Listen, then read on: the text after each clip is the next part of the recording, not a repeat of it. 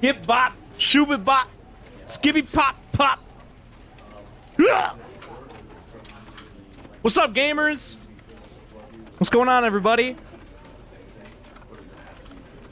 Chat, lurkers, otherwise.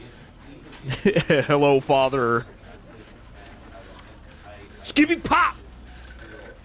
Hey, so we're gonna play the Stanley Parable and the Beginner's Guide back to back, because I have 2.5 hours before movie night. So, okay, here's the deal. I've played at least a section of the Stanley Parable, if not the whole thing. Oh. But also, it was way back when this game came out in, I don't know, like, what was it, like 2013 or something? And I don't remember any of it. Probably earlier than that, right? I don't even know when this game came out. So I don't remember a fucking thing about it. I remember there's computers in it, and there's a funny narrator, and that's it. What movies tonight? Oh, yeah. So the reason we only have 2.5 hours is because movie night is tonight. And if you don't know what that is, we're going to watch a movie with everyone in the Discord. It's going to be great. We do it every week, every Friday at midnight Eastern Standard Time, and we're going to watch Parasite. The what did it win again? Was it like the best film at like the Oscars or something? Everyone lost their mind. Anyway, it's a really good movie. I don't know why everyone lost their shit about that. That's silly, right? In retrospective. So yeah, I'm gonna start this game. Oh, okay. Like I said, I don't remember anything about this, by the way. So I'm essentially going in blind.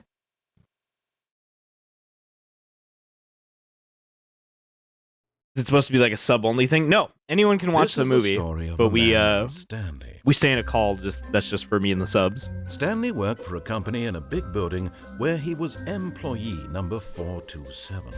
Employee number 427's job was simple. He sat at his desk in room 427 and he pushed buttons on a keyboard. Orders came to him through a monitor on his desk, telling him what buttons to push, how long to push them, and in what order. This is what employee 427 did every day of every month of every year. And although others might have considered it soul-rending, Stanley relished every moment that the orders came in, as though he had been made exactly for this job. This is incredibly funny because the Stanley Parable Deluxe Edition is coming out later. What? Deluxe Edition? And then one day, something very peculiar happened. Something that would forever change Stanley. Something he would never quite forget. That's a thing? That's a thing that's happening? He had been at his desk for nearly an hour when he realized that not one single order had arrived on the monitor for him to follow. No one had showed up to give him instructions, call a meeting, or even say hi. Never in all his years at the company had this happened, this complete isolation. Something was very clearly wrong.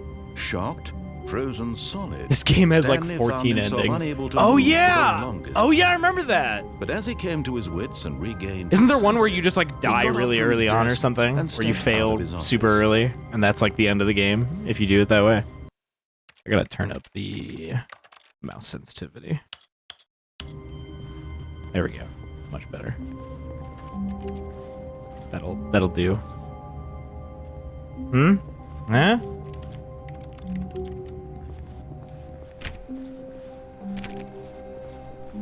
All of his co-workers were gone. What could it mean?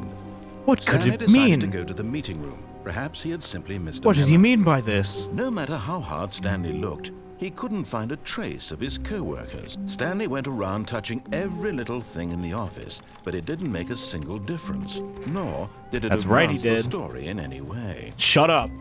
Shut the fuck up. All these computers are on and nobody's even using them. That's wasteful. You sub-train, let's go. Hell yeah. TSG, thank you for the Twitch Prime sub for 3 months. Appreciate that.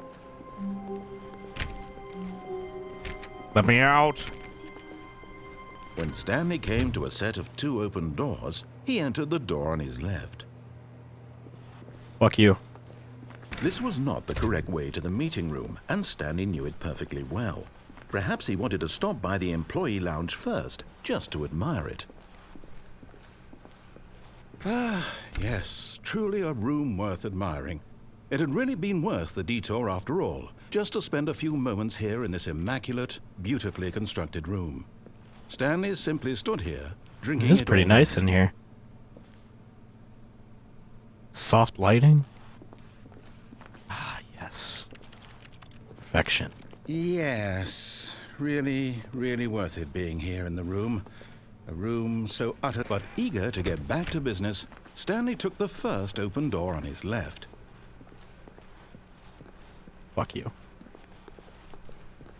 Stanley was so bad at following directions, it's incredible he wasn't fired years ago. I have seniority. Shut the fuck up.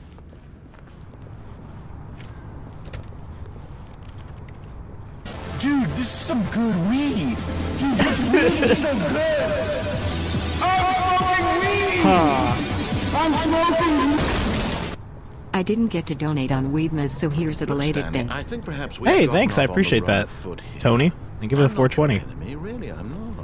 I realize that investing your trust in someone else can be difficult, but the fact is that the story has been about nothing but you all this time. Me? There's someone you've been neglecting, Stanley. Someone you've forgotten about. Please, stop trying to make every decision by yourself. Now, I'm not asking for me, I'm asking for her. Who's her? The girl reading this? This is it, Stanley.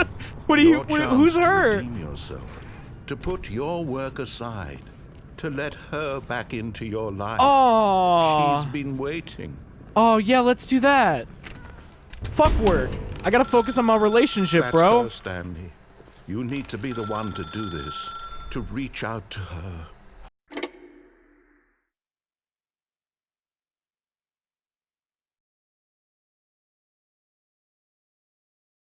Wait, what? Stanley, is that you? Hold on, sweetie. Sorry to keep you waiting. I'm just pulling the bread out of the oven. All right. Okay, there we go. All right, now, I want you to come in and tell me all about your day.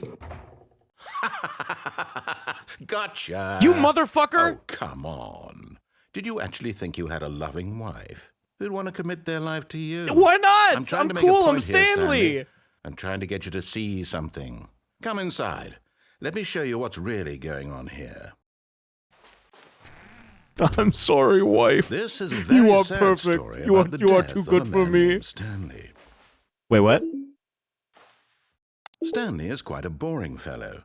He has a job that demands nothing of him, and every button that he pushes is a reminder of the inconsequential nature of his existence. No, it's not. Shut up. I'm not. You want me to? 8? Really? Look at him there, pushing buttons, doing exactly what he's told to do. Now he's pushing a button. Now he's I don't eating like lunch. this. Now he's going home. Now he's coming back to work. One might even feel sorry for him, except that he's chosen this life. Why? Can I press something else and he'll like yell at me? He'll be like, "Why did you do that? But in his mind, You stupid in his bastard." mind, he can go on fantastic adventures. From behind his desk, Stanley dreamed of wild expeditions into No, the I'm not at my unknown. desk. I'm at my apartment with my beautiful wife. Fantastic I'm not at discoveries work. in I'm new not at lands. work. It was wonderful. And each day that he returned to work was a reminder that none of it would ever happen to him. I'm not at work. Watch TV. Is there a TV here? And so he began to No. fantasize about his own job. No. First, he imagined that one day while at work, no, he stepped no, up no, from his no, desk no. to realize that all of his co-workers, his boss, everyone in the building had suddenly vanished off the face of the earth. The thought excited him terribly. Spend time with the boys. Yeah. So he went further. He imagined that he came to 2 open doors and that he could go through either. At last, choice. It barely even mattered what lay behind each door. The mere thought that his decisions would mean something was almost too wonderful to behold. I'm sorry. I'm sorry for involving you. As he wandered through this fantasy world, he began to fill it with many possible paths and destinations. Down one pathway. No.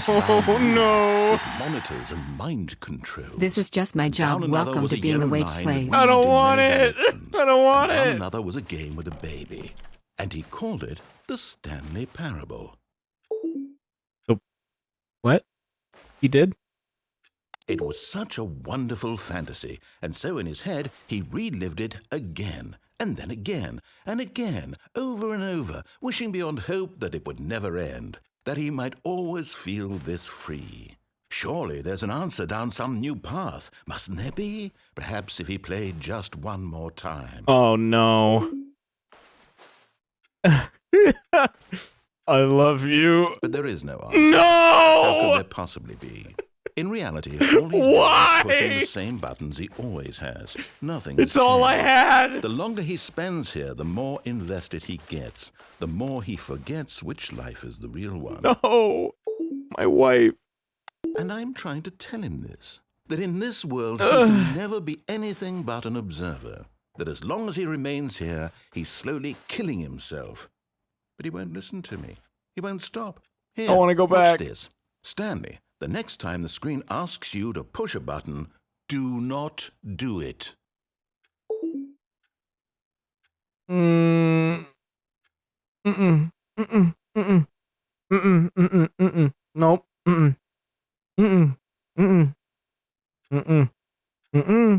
Nope. I don't think so. I'm not doing it. Not gonna do it. It's so tempting, though. It's so.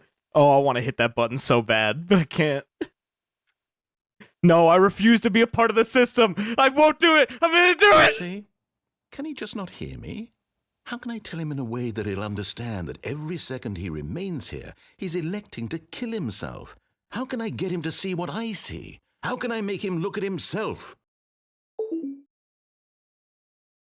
I suppose I can't, not in the way I want him to. But I don't make the rules. I simply play to my intended purpose, the same as Stanley. We're not so different, I suppose. I'll try once more to convey all this to him. I'm compelled to. I must. Perhaps, well, maybe this time he'll see. Maybe this time. And I tried again. You want me to and Stanley what? Pushed a button. You want me to? And I tried again. You want me to what? Stanley pushed a button. And I Hello?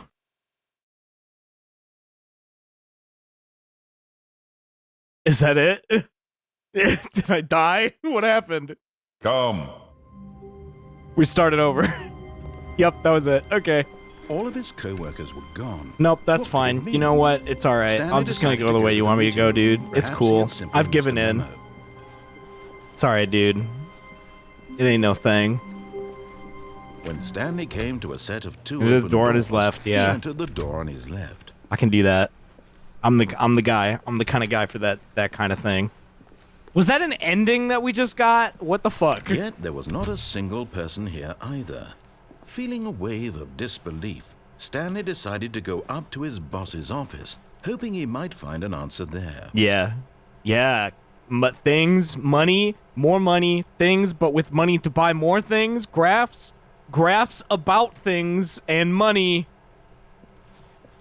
I like where their head's at. I like where they're going with this. Money, make money, graph. Stanley stepped into the broom closet, but there was nothing there, so he turned around Good and got job, back on Koo. track. You got the existential ending on your first go. Great. Thanks, Baylot. I appreciate that. Thank you for the $5. Coming to a staircase, Stanley walked upstairs to his boss's office. You know what? That's okay.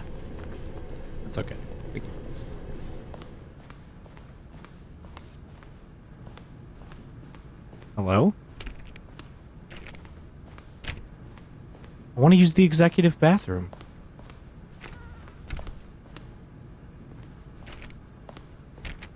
I can see that there's something in there. There's something in there. What are they hiding from me? Stepping into his manager's office, Stanley was once again stunned to discover not an indication of any human life. Shocked, unraveled, Stanley wondered in disbelief who orchestrated this. What dark secret was being held from him? What he could not have known was that the keypad behind the boss's desk guarded the terrible truth that his boss had been keeping from him. Oh no, And how so could he the know boss that? had assigned it an extra secret PIN number, 2845. But of course, Stanley couldn't possibly have known this. Right. And so he wouldn't. He would see the keypad and he would put in like 69. Haha, nice. And then Stanley just sat committed around war twiddling crimes, his thumb, WHLE, attempting trying to find out input whether or anything not on it the was a device question with a useless, multitude. Since he could never possibly know that the combination was 2845. No, I mean, why would he know that, right? Stanley simply began entering random codes into the keypad. Ah, knowing number. full 2845. Not number. I know, dude. Everyone makes their password just a bunch of zeros. Gotta be 0000. I always think that because when I was a... Alright, hey, narrator, I'm telling a story here. I always think that because when I was a kid, my parents had, like, parental locks on, like, certain channels on the cable. And it took me forever to find out that the password was literally just 0000. And I was like, wow, my parents and adults also do stupid things, turns out.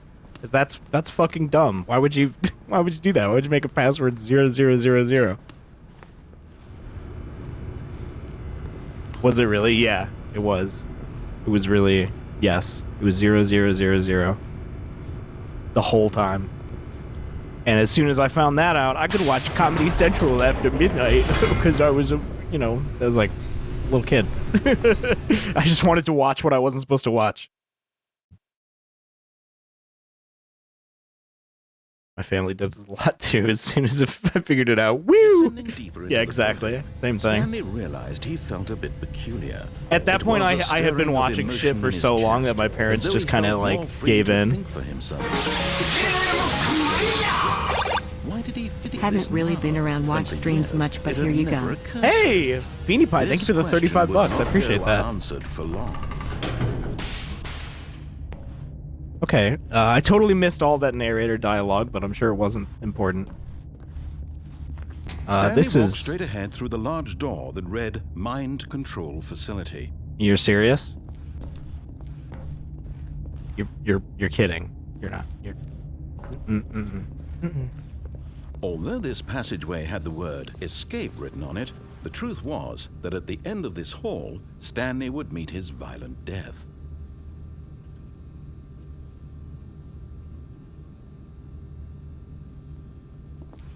Finally.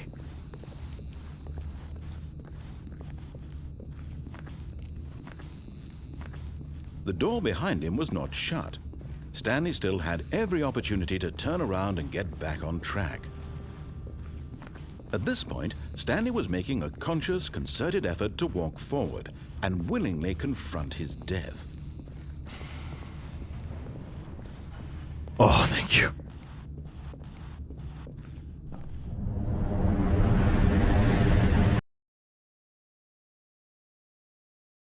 Was that it? Did I die? Is that the end?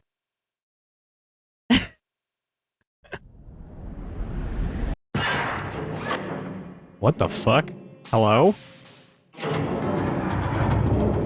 As the machine whirred into motion, oh no! Stanley was inched closer and closer. Oh to no! his Not demise, Mickey's dick that his life crusher! had been of no consequence Oh no! whatsoever.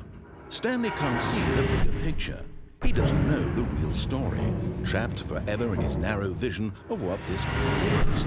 Perhaps his death was of no great loss, like plucking the eyeballs from a blind man. So he resigned and willingly it's not 4 p.m. You can't do this to me. His brief and shallow life. Farewell, Stanley. Farewell.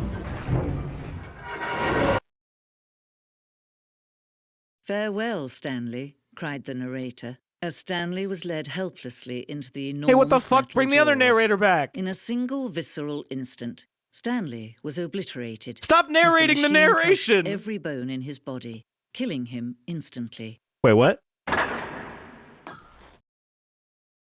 What?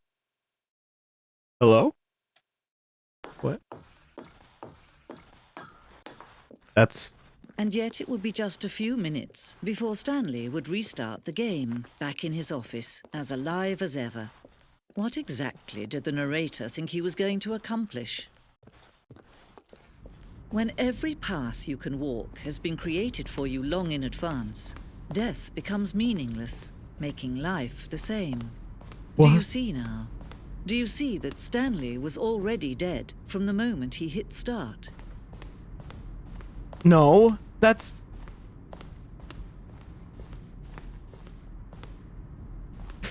Well, all right. I get we're getting all the short endings out of the way, or all the short paths, I guess. Oh, button sounds. Oh, I love that. The various button sounds.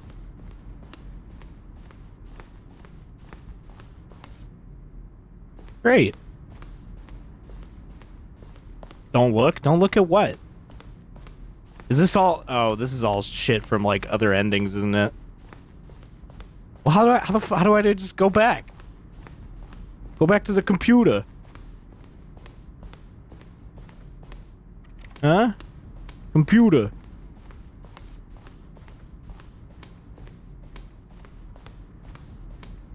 I want to be a computer. I have to escape? Oh, hit escape. Oh! There we go. Perfect.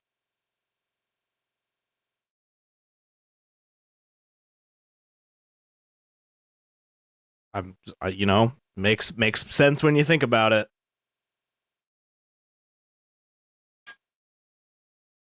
It's a good thing I got you guys to do that for me. You're so defiant. I think you've managed to get the most mind-breaking endings, and it hasn't even been an hour. Yeah. All of his co-workers were gone. What could it mean? Stanley decided What to could go it to the meeting mean? room. Perhaps he had simply I love missed a that memo. the 420 door has a plant right next to it. That had to have been on went around purpose. touching every little thing in the office, but it didn't make a single difference, nor did it advance the Shut up! story in any way. When Stanley came to a set of 2 open doors, he entered the door on his left. His left. To the left, to the left. Yet there was not a single person here either. Nothing to see Feeling a here. wave of disbelief, Check that Stanley broom decided closet to- once more. No, not again. I won't be part of this. I'm not going to encourage you. I'm not going to say anything at all. I'm just going to be patient and wait for you to finish whatever it is you enjoy doing so much in this room. Please take your time. Tool. Broom closet. You know, for a broom closet, there's only like 1 broom in here.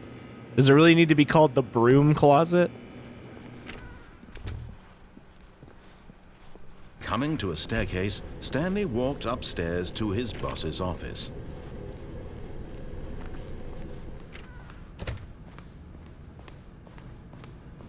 Stepping into his manager's office, Stanley was once again stunned Nice to discover couch. not an indication of any human life. Nice What drink. could it mean? Stanley wondered aloud to nobody. He began wildly tearing What could it through all papers mean? on the boss's desk, pulling books off the shelf, looking behind paintings, desperate for clues to his situation. Yeah, he just looked But behind his the attention was paintings. caught by a keypad behind the boss's desk. What could its purpose be? What was it? In fact, 3264. this Oh keypad shit. guarded the terrible secret 2845. that lay buried below his feet. 2845. And so the boss Let's had get it. assigned an extra. Let's get Stanley was it. in such a rush to get through the story as quickly as possible, he didn't even have a single minute to just let the narrator talk. Stop being That self-aware. kind of anxiety isn't healthy, so he relaxed for a few moments with some calming New Age music. Oh, yeah. That is pretty calming.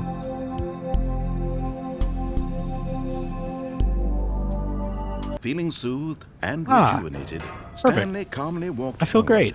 into the opened passageway. All right, I can do that. I'm down for that. Ever since we got that calming new age music, I'm down for anything.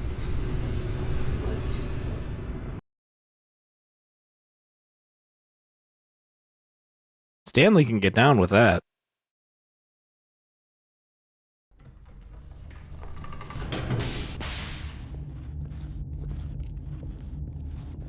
Stanley walked straight ahead through the large door that read Mind Control Facility. He sure did. Why the hell not?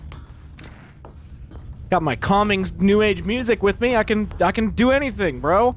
I'm not afraid of this mind control facility. The lights rose on an enormous room packed with television screens. What horrible secret did this place hold? Stanley thought to himself. Did he have the strength to find out? Yeah, sure, why not?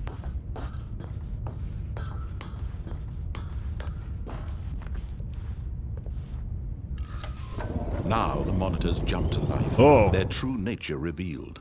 Each bore the number of an employee that is blinding. in the building. Stanley's co-workers. The lives of so many individuals reduced to images on a screen. Good to be back. Loving the Stanley One of Parable them smile. eternally monitored in this place. Coda, thank you for the tier 1 for 19 months. I appreciate that. This is a pretty neato game so far. Damn, ain't nobody home. This mind control facility, it was too horrible to believe. It couldn't be true. Had Stanley really been under someone's control all this time? Was this the only reason he was happy with his boring job? That his emotions had been manipulated to accept it blindly? Oh my god, no!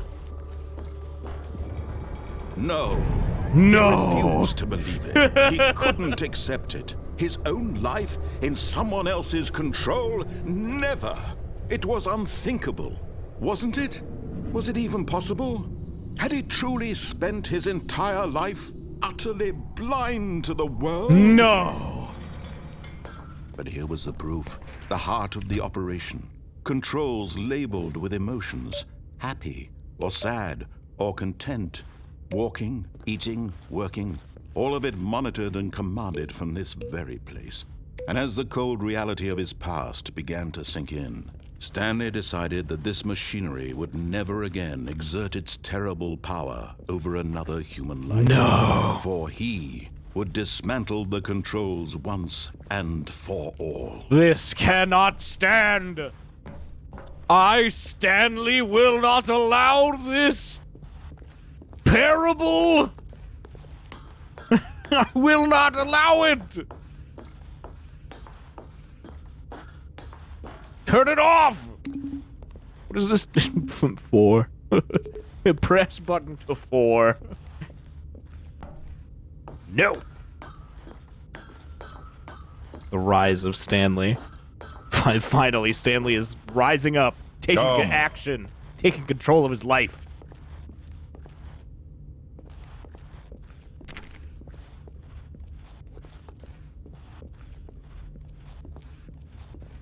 Four. Well, oh, how about this one? 5.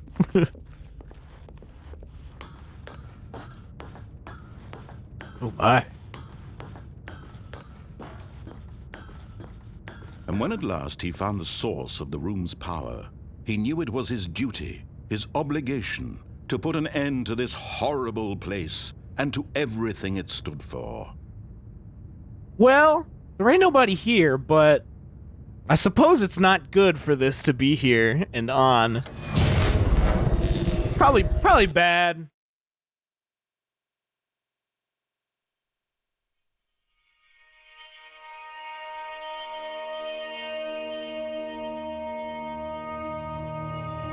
Blackness and a rising chill of uncertainty. Was it over? Is it over? Yes. He had won. Oh, I can look around. He had defeated the machine, unshackled himself from someone else's command. Freedom was mere moments away. And yet, even as the immense door slowly opened, Stanley reflected on how many puzzles still lay unsolved. Where had his co-workers gone? How had he been freed from the machine's grasp? What other mysteries did this strange building hold? But as sunlight streamed into the chamber, he realized none of this mattered to him, for it was not knowledge or even power that he had been seeking, but happiness. The sunset's so pretty, man. The being kicked in. No longer Oh, so would anyone bright. tell him where to go, what to do, or how to feel. Whatever life he lives, it will be his. And that was all he needed to know. It was perhaps the only thing worth knowing. Stanley stepped through the open door. Hell yeah, he did. Stanley felt the cool breeze upon his skin, the feeling of liberation, the immense possibility of the new path before him. This was exactly the way, right now, that things were meant to happen. And Stanley was happy. Oh, I'm happy. Oh, I'm happy, man. Well, that's cool. Oh, I beat the game. That's neato. I'll ask you this, chat. Do you think it's worth it to go back and get all the other shit right now? Or do you think we should move on to Beginner's Guide just for the sake of time? Is there even... I know there's like a bunch of endings in this game, but like...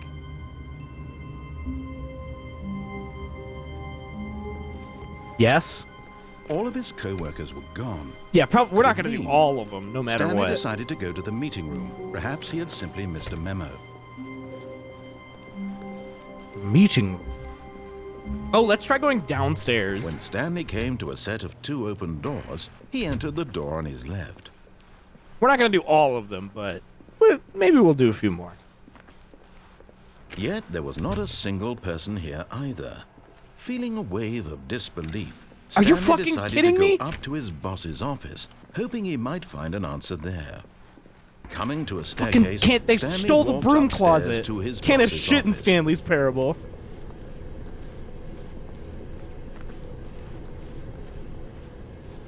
But Stanley just couldn't do it. He considered the possibility of facing his boss, admitting he had left his post during work hours. He might be fired for that. Oh, I can't do And in that. such a competitive I can't do that, bro. I economy, can't look him in the why eyes. had he taken that risk?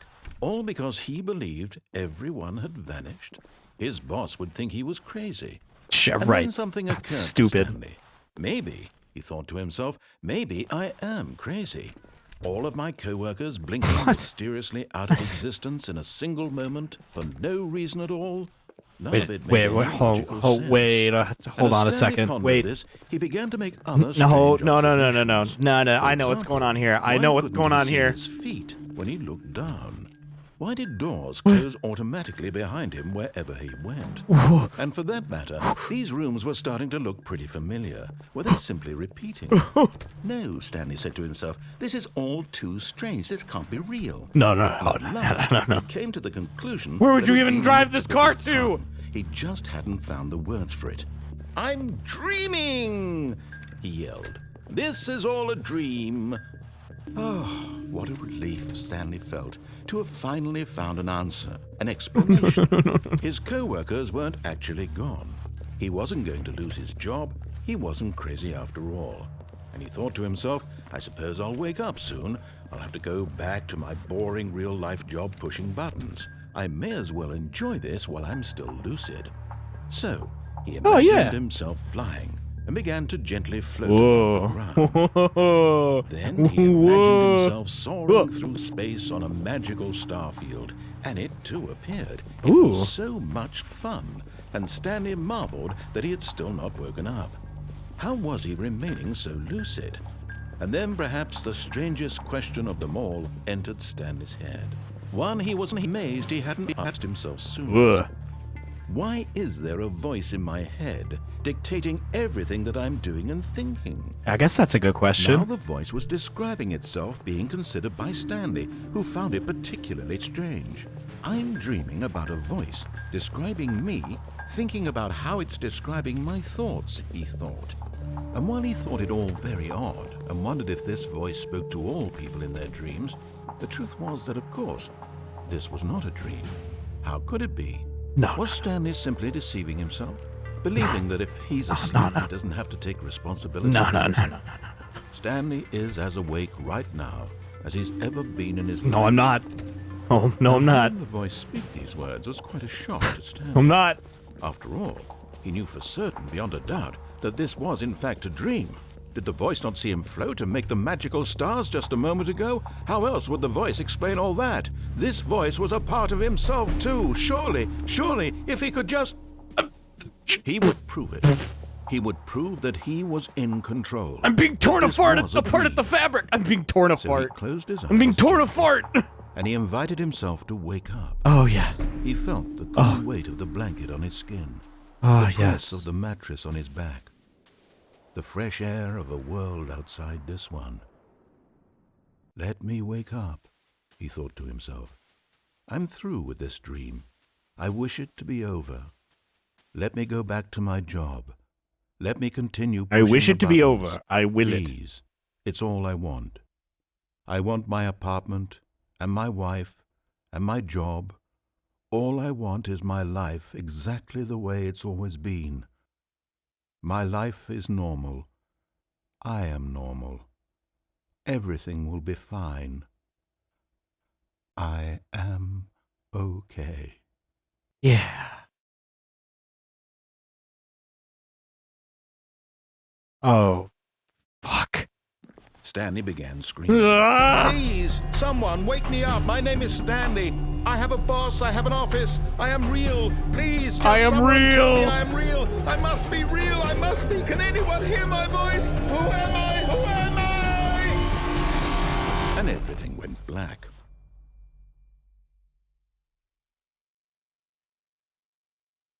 This is the story of a woman named Mariella. What? Mariella woke up on a day like any other.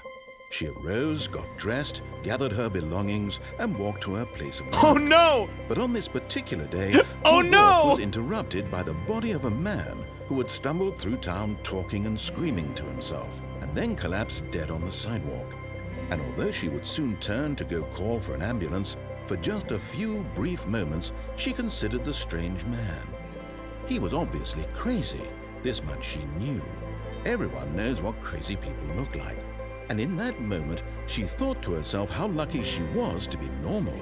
I am sane. I am in control of my mind. I know what is real and what isn't. It was comforting to think this, and in a certain way, seeing this man made her feel better. But then she remembered the meeting she had scheduled for that day.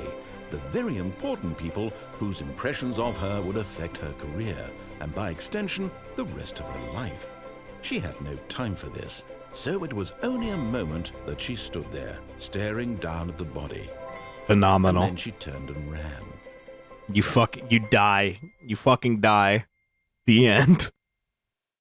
All right, well, we'll do probably one more, and then I gotta move on, just for time constraints. So if there's one that I should do, what do you think it is, chat?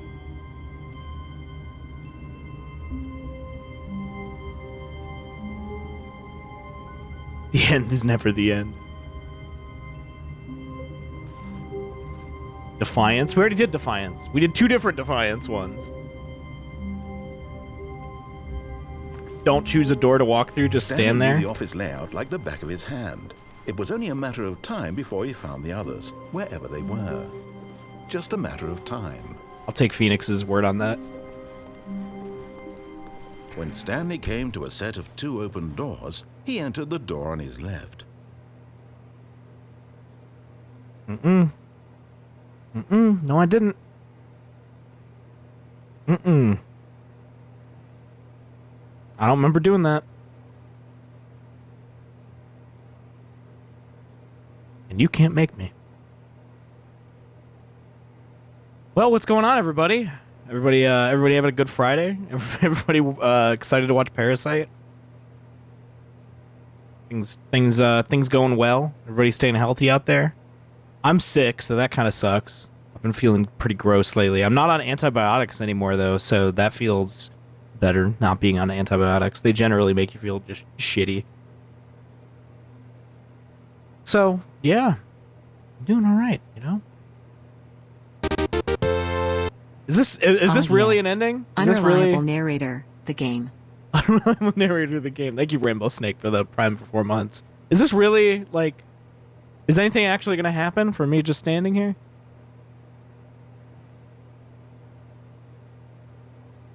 this real? Should we be talking soon? All right. So it is. It's. I'm not just standing here like an idiot for no reason. That's good to know. Maybe it's because I just gotta not move.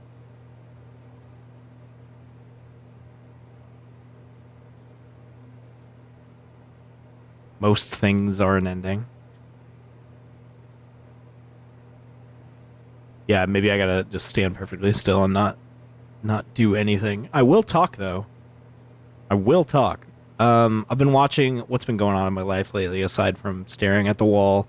I've been watching Ash vs. Evil Dead. That's pretty good. That's a pretty good show.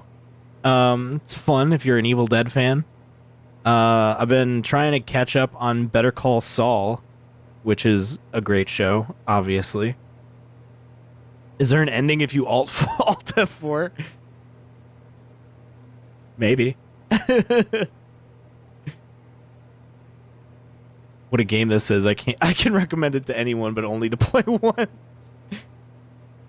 There's what's that one achievement that's like impossible to get by design? There's an impossible to get achievement? Oh, that's another thing, is that when you who do you remember a few years ago when Orange is the New Black was a big thing? Yeah, I do. I watched it. It's, you know, it's all right. It's okay. Not amazing. What the fuck was I gonna say? Oh, yeah, there's an achievement you get literally just from turning on achievements, like, in the main menu. I don't think anything's happening. I don't think anything's gonna happen here. I'm literally just standing here. I don't think anything's going on, bro. Been like a few minutes at least.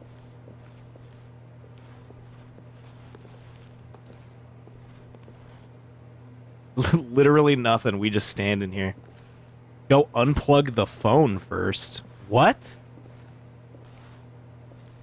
Unplug the phone? What phone? All of his co-workers In my were gone. shit. What could That wasn't it the mean? one in my office, was Stanley it? decided to go to the meeting room. Perhaps he had simply missed a Your memo. wife. Oh, the wife ending. Okay, gotcha. That was through the right door, right? When Stanley came to a set of two open Entered- this was yeah, you not entered the correct door on his way to left. the meeting room, and Whatever. Stanley knew it perfectly well. Perhaps he wanted to stop by the employee lounge first, just to admire it. Wow. Ah, yeah. Yes. Wow. This room. Gorgeous. What a beautiful room. This What does a look like a gorgeous, very relaxing gorgeous room to be in. Thank goodness Stanley had taken this I detour like it. on his way to the meeting room. Life without having experienced this, but eager to get back to business, Stanley took the first open door on his left. No, I didn't. Stanley was so bad at following directions, it's incredible he wasn't fired years ago. Look, Stanley, I think perhaps we've gotten off on the wrong foot here. I'm not your enemy, really, I'm not. I realize that investing your trust in someone else can be difficult, but the fact is that the story has been about nothing but you all this time. That's right. There's someone you've been neglecting, Stanley. Someone you've forgotten about. Please, stop trying to make every decision by yourself. Now, I'm not asking for me, I'm asking for her. Whatever. This is it, Stanley. Your chance to redeem yourself. To put your work aside. To let her back into your life. She's been waiting. Yeah, well, you That's know. her, Stanley. Shut up. No, you can't. Did you just unplug the phone? Shut up. That wasn't supposed to be a choice. How did you do that? You actually chose incorrectly? I didn't even know that was possible. Let me double check. No, it's definitely here, clear as day. Stanley picks up the phone. He's taken to his apartment where he finds his wife, and the two pledge themselves to one another. Music comes in, fade to white, roll credits. That's not what happened. Not picking up the phone is actually somehow an incorrect course of action. How is that even possible? None of these decisions were supposed to mean anything. I don't understand. How on earth are you making meaningful choices? What did you... Wait a second. Did I just see... No, that's not possible. I can't believe it. How had I not noticed it sooner? You're not Stanley. You're a real person. I can't believe I was so mistaken. Stanley's not a real person? This is why you've been able to make correct and incorrect choices. What? And to think I've been letting you run around in this game for so long. If you'd made any more wrong choices, you might have negated it entirely. It's as though you completely ignored even the most basic safety protocol for real-world decision-making. Or did you not grasp the severity of the situation? Well, I won't have that kind of risk on my watch. I'm going to stop the game for a moment so we can educate you properly on safe decision-making in the real world. Oh, no, no, no, no, no. Please observe this helpful instructional video. No, no, no, no, no, no, no, no, no. Choice. It's the best part of being a real person. But if used incorrectly, can also be the most dangerous. For example, in this scenario, a hypothetical real person named Stephen has a choice. He could spend years helping improve the quality of life for citizens of impoverished third world nations. Or he could systematically set fire to every orphan living in a 30-kilometer radius of his house. Which choice would you make? Remember that unlike here, the real world makes sense, and at no time should you make a choice that does not conform to rational logic. If you find yourself speaking with a person who does not make sense, in all likelihood, that person is not real. Allow the person to finish their thought, then provide an excuse why you cannot continue talking. Turn to a partner and practice saying, "My goodness, is it 4:30? I'm supposed to be having a back, sack, and crack." What? Wait, what? Excuse me? What? What? Excellent. Making choices on a regular basis is the best part to a healthy Yeah, look at him go. process. Go, Steven. Most medical professionals recommend making at least 8 choices per day. Do you make more than 8? Less? And finally, if you begin to wonder if your choices are actually meaningful and whether you'll ever make a significant contribution to the world, just remember that in the vast infiniteness of space, your thoughts and problems are materially insignificant. And the feeling should subside. At this time, your instructor will guide you in an exercise to test and reinforce the material covered in this video. Oh, okay. Welcome back. You may have noticed that this room has begun to deteriorate as a result of narrative contradiction. But Yup. not to worry. I see it. Now that you're properly informed on good decision-making, we're going to revisit a choice you made just a few minutes ago and see what the correct thing to do would have been. This way, please.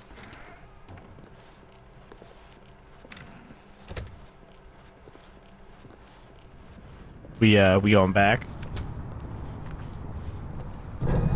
Now that we know your choices are meaningful, we can't have you jumping off the platform and dying. Take the right door Imagine the main character again? dying All right. senselessly halfway through the story. That story would make no sense at all. We just need to get you home as soon as possible before the narrative contradiction gets any worse. Unfortunately, Now, I can seems do. this place is not well equipped to deal with reality.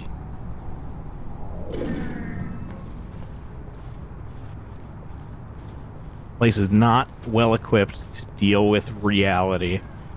Do not lie. If you are lying right now, stop. Stop it. What are you doing? Stop it. Ah, yes, the Almost lounge. there. You'll take the door on the left, back to the correct ending, the story will have resolution once again, and you'll be home free in the real world. Ah, yes. Story resolution, the real Now, world. remember, all you need to do is behave exactly as Stanley would. That means choosing Yes. responsibly and always putting the story first. I'm quite sure you'll be up to the task. Just follow Of my course. lead and you'll be fine. Of All course. right. Come on, I got When this. Stanley came to a set of 2 open doors, he entered the door on his left. No! Why did you do that? Quickly, Oh. hurry back in the other Oh, no. direction. Perhaps Oh, we're no, not no, too no, no, late. no, no. Oh, no, no, no, no, no. Oh, that's not good.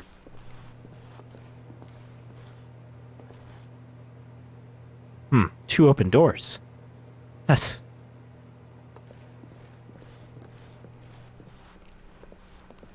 Oh, man. Oh, man, look at this place. Oh, is this the part where I just... where I just stand here? You can do left now. Is that the ending that I'm going for? What do you gotta guide me here, Phoenix? Yeah, I love the clipping paintings. Go left? Okay.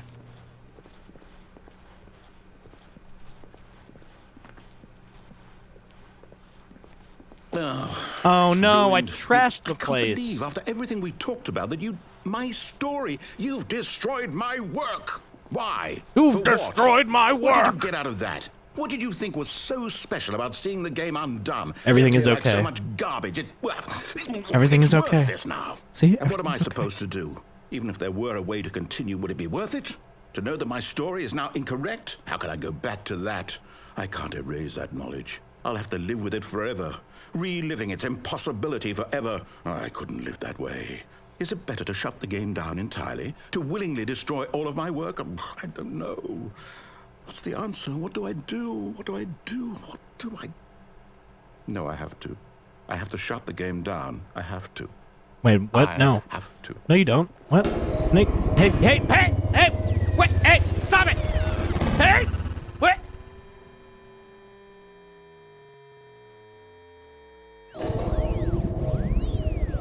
Oh. Oh, I'm here. I'm still here. Here in this pile of rubbish. With you. You, who thought you were so clever. Now look where we are. My entire game is destroyed. It was the only thing in the world that was mine, and you've run it into the ground. What, did you think that would be funny? You just had to see? Didn't I impress upon you how important it was to be like Stanley? He actually knows how to do what I tell him to. He understands that if I say to do something, there's a damn good reason for it. That thought hadn't even occurred to you, had it?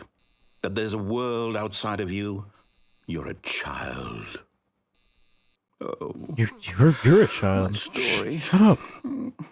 If you'd just gone through the door on the left, you would have seen it. There was a whole underground facility. You would have destroyed it and been victorious. It would have been so perfect. I worked so hard on it. I tried so hard. Behave exactly as Stanley would. That means choosing responsibly and always putting the story first. I'm quite sure you'll be up to the task. Just follow my lead and you'll be fine. All right. When Stanley came to a set of 2 open doors, he entered the door on his left.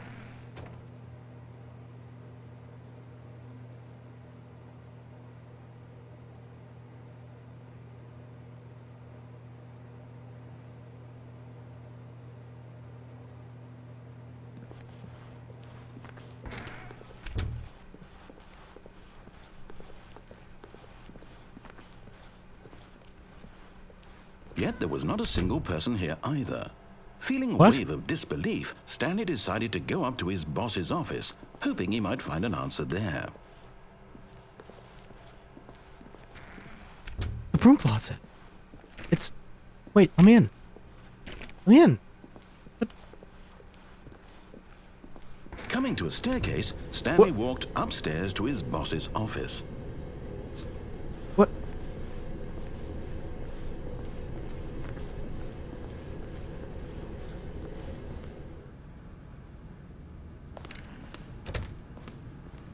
What? Stepping inside his manager's office, Stanley was once again stunned to discover not an indication of any human life. It's different. Shocked, unraveled, Stanley wondered in disbelief who orchestrated this, until he saw the door with a voice receiver next to it. Surely behind this door lay all the answers to his questions. What? And beyond all probability, he knew the passcode. He had seen it on his boss's computer just last week. Night Shark. I am the most 115. expensive boss. Was this the code to open the door? Would it still work? There was only one way to find out. Stanley had been trained never to speak up, but now he would draw from within himself the courage to face the unknown. He drew a sharp breath and then spoke the code. Do I have to say it out loud? Hello? Do I have to say it? What was it again? Stanley spoke the code. Night Shark 115. Night Shark 115? Right there on the wall. What? Night Shark 115. That's... Hello? What? I'm sorry, is there a problem? You didn't mishear me, did you? Please speak the code into the receiver. What? Otherwise, we can't get on I'm with trying. the story. This is a crucial step.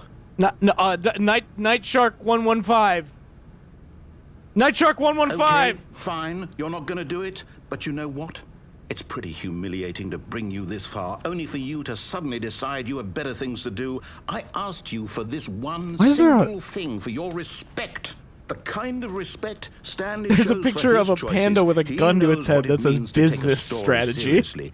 If you didn't want to see what I had to show you, then why did you come here? You had a choice, you know. You could have gone through the door on the right. You could have done whatever the hell you wanted over there. Why did you come this way? Speak. Say something to me. Explain yourself, you coward.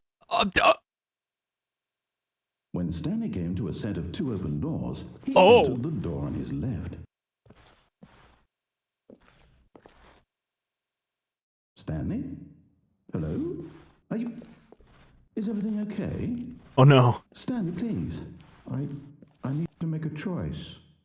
I need you to walk through the door. The end. Are you listening to me? Can you hear me? Is everything all right? Stanley, this is important. The story needs you. It needs you to make a decision. It cannot exist without you. Do you understand me? Whatever choice you make is just fine. They're both correct. You can't be wrong here. We can work together. I'll accept whatever you do. I simply need you to take that step forward, please. Choose. Do something. Anything. This is more important than you can ever know. I need this. The story needs it. So, you hear me? Are you there? Are you listening to this? Stanley, are you there? Stanley? Okay.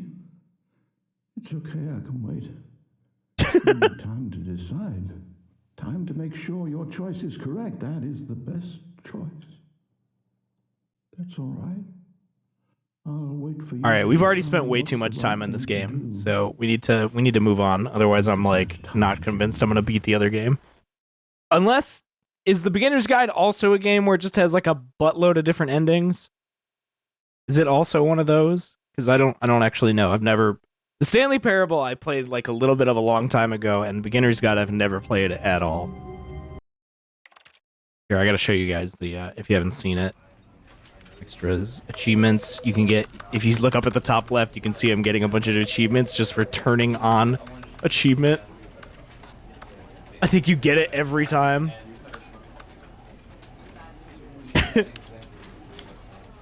It has one ending, it's a linear story. Well, let's fucking get started then. The Beginner's Guide. We should go now.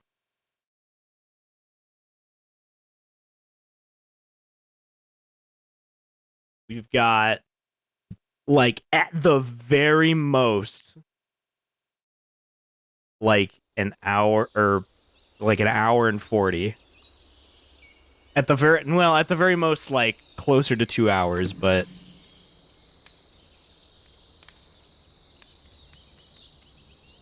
Audio is on, dude. Of course.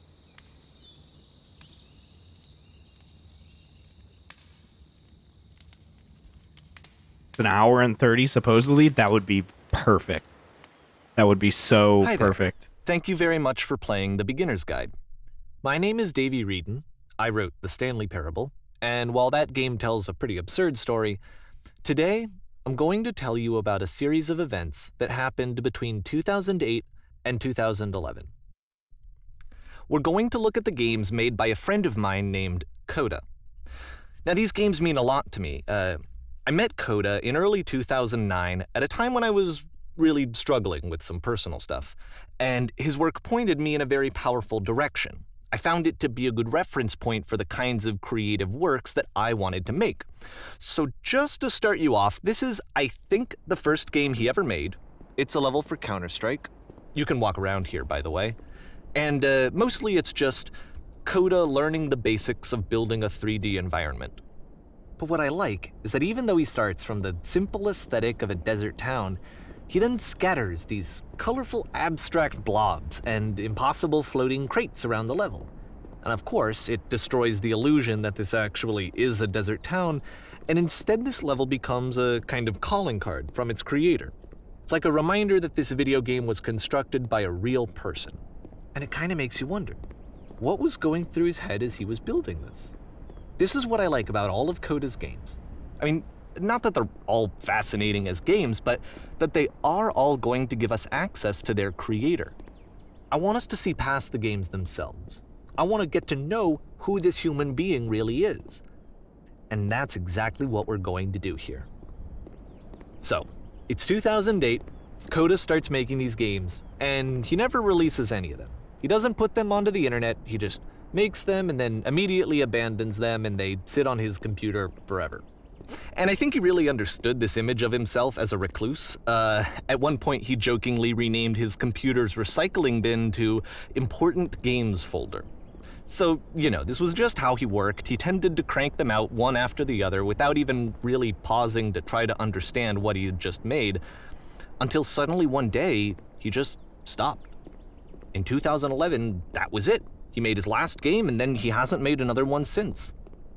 And that's why I've taken this opportunity to gather all of his work together, is because I find his games powerful and interesting, and I'd like this collection to reach him, to maybe encourage him to start creating again. And if the people like you who play this also happen to find his work interesting, then I'm sure it'll just send that much stronger of a message of encouragement to Coda. So thanks for joining me on this. If you have a particular interpretation that I haven't mentioned here, or if you just need to get in touch, you can email me at daveywreden@gmail.com. Okay, that's about it for introduction. Let's take a look at Coda's first proper game. As each game is loading, I'll show you the date that it was completed. This first one was made in November 2008.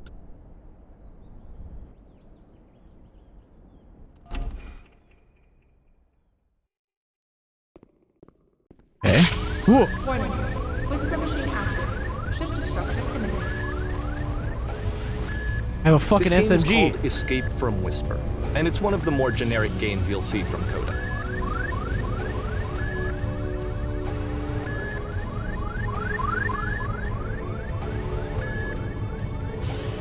Security call breached. Hostile alien life forms inbound. Bring him on in here. I'm ready. It kind of looks like this game was abandoned mid-development. Oh no. For instance, you have this gun, which you'd think would indicate that there are supposed to be monsters or enemies somewhere, but then clearly there are no enemies anywhere. You can't even reload the gun when you run out of bullets. But ultimately we don't really know. Maybe Coda thought that actually it was complete the way that it is. And I think that we should talk about his games for what they are, rather than for what they're not. Enemy force neutralized. Begin shield activation. Yo, this is literally I just love how you fucking can see the Lockdown bottom or of the whatever that universe Halo in 2 this map was. Is it the bottom of the universe?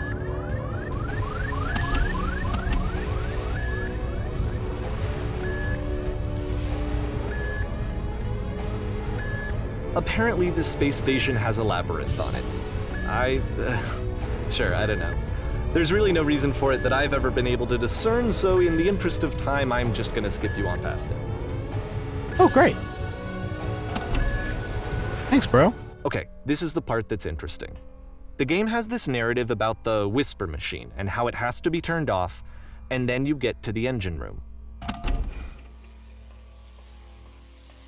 Hey, you there, in the engine room. You could save us all. That beam is powering the whisper machine. We could disrupt it by introducing a great enough heat signature. If your body could stop the beam. It's so much My task body? for all of our lives. Would you do it? Could you give yourself? Yeah, I mean, yeah. Let me pause here for a second. What you just experienced, stepping into the beam and then dying, is probably what Coda had initially intended when he was developing this level. But when he first compiles and plays it, something goes wrong. There's a bug somewhere. And this is what happens instead.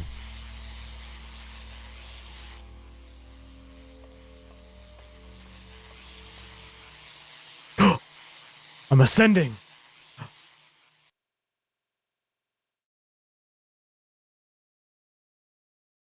the beam causes you to start floating. And this is an important moment for him. Because yes, this is technically a glitch, but Coda identifies something human about it, like how small it makes you feel in the face of this larger chaotic system. Or this floating could be the afterlife, a peaceful place, juxtaposed against all of the hysteria that you've just had to traverse. I don't even know. I have no idea what he was thinking, but what's clear is that after making this, something lodges itself in his brain. He wants to do more of these really weird and experimental designs. So he stops work on this and moves on to a stream of tiny little games that go in all sorts of directions. Let's go ahead and take a look at the first game he made after leaving this one behind.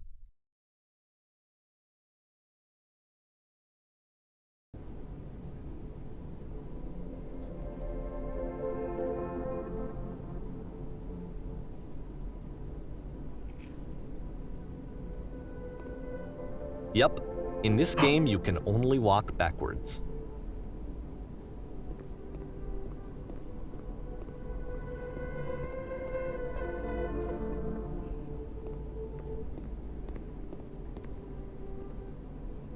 So it's a short and relatively minimalist experiment combining motion and narrative.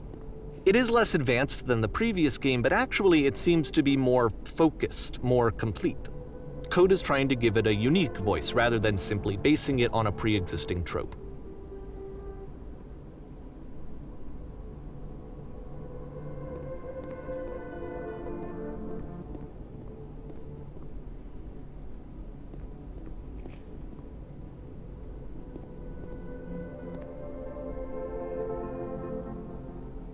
It's a short little thought, it says what it wants to say, and then it ends. Didn't need anything more than that. Which to me is why it works, because it gets out quick. Okay, next one.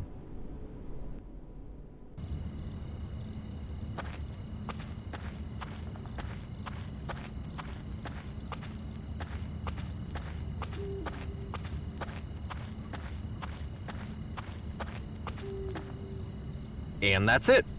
Okay, the meaning of this game won't be clear just yet. Please be patient with me for a few more games, and I promise you'll see what makes it interesting.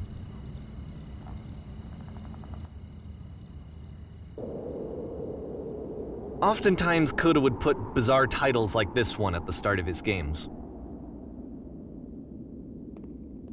I wish I'd known him at the time that he was making these early games. He would really only talk to me about his work as he was making it. Once he stopped work on a game, that was it. It was dead to him. And I don't agree with that at all, but what are you gonna do?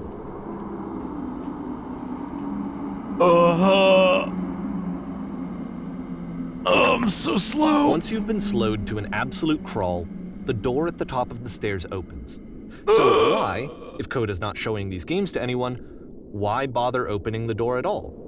Well, to show you, I'm modifying the game here so that when you press enter, it'll bring you back up to full speed so you can enter the door for yourself. Okay. Right.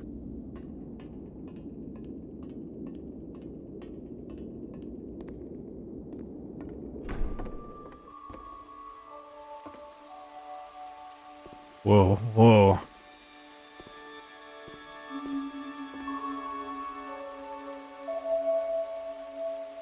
Press U to surrender. And nice, and filled with little ideas for games.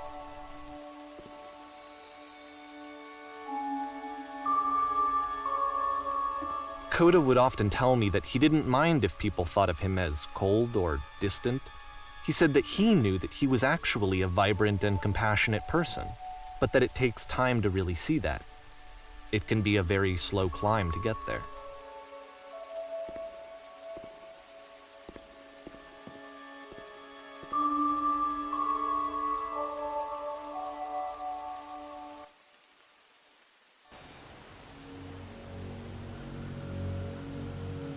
Fish?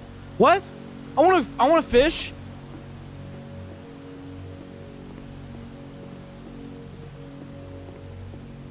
This doesn't look like a fishing game.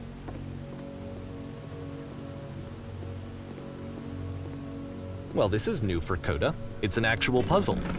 Go ahead and see if you can solve it.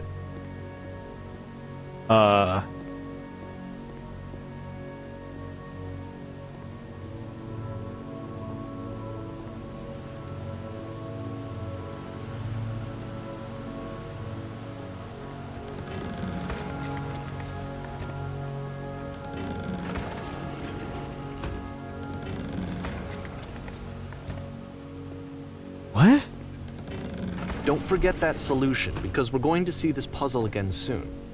We're gonna see it a lot. Three dots. What?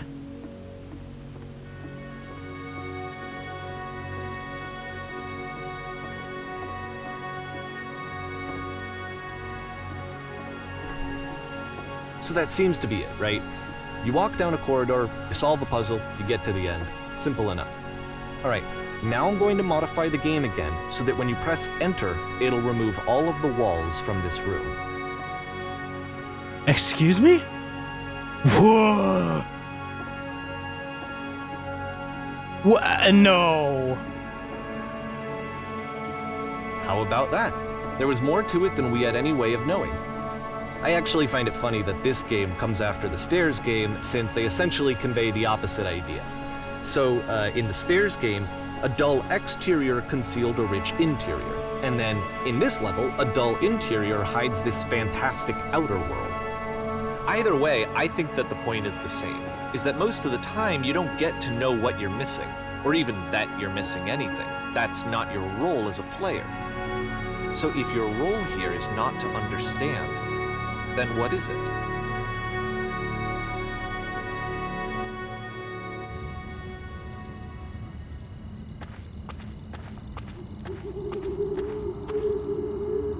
Aha!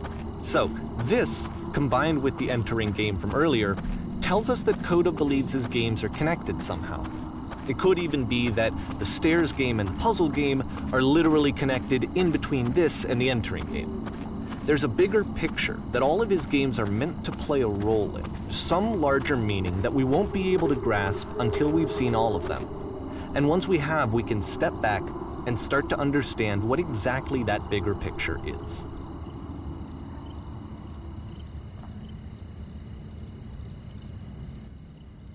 This is cool. I like this so far. I can already kind of guess where it's going.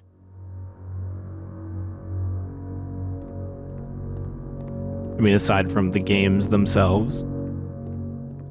Let's talk about video game development for a second. Every video game runs on what's called an engine, which determines what the game can and cannot do. So in other words, the engine is a set of tools for game development.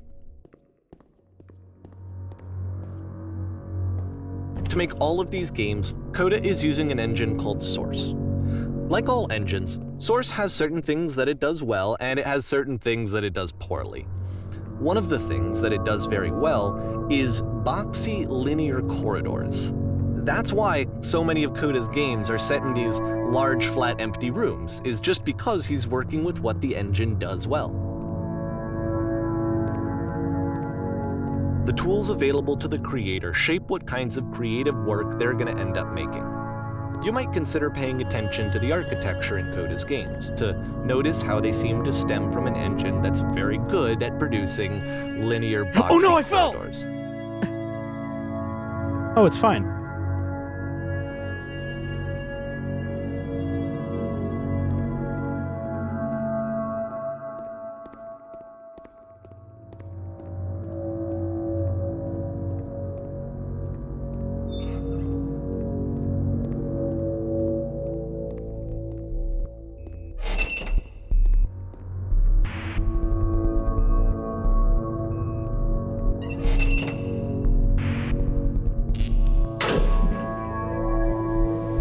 Fuck.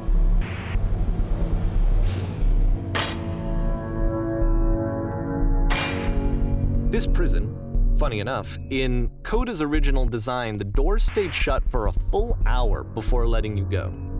If you don't mind, I think we're gonna skip it. This is something that he and I used to argue about a lot. You know, whether a game ought to actually be playable, whether it means anything if no one can get through it. And I would always defend that, you know, all this work goes into the game, why not make it playable and accessible? And so we just got into heated arguments over it, and there was one time that after one of these conversations, he went home, and a day or two later, he sent me a zip file entitled Playable Games that was full of hundreds of individual games, each of which was just an empty box that you walked around in and nothing else. Believe me, I played every single one of those just to find out if there was like a gag hidden somewhere. There wasn't.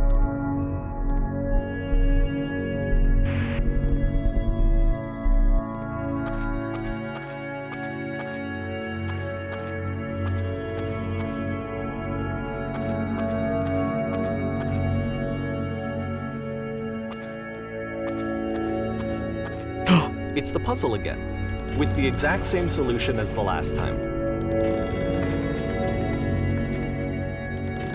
There's still no clear indication of what makes this puzzle so special that Coda is going to return to it over and over. But I promise I'll share with you my interpretation very shortly.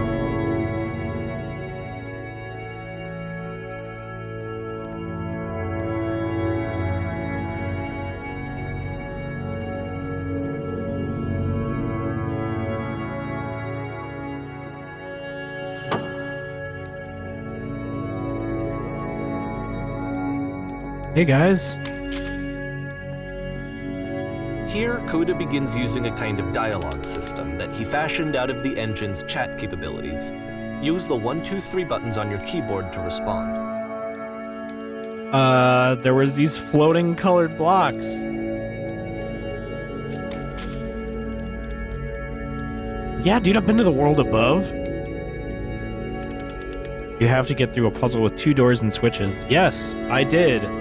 That was literally the last thing I did before coming here.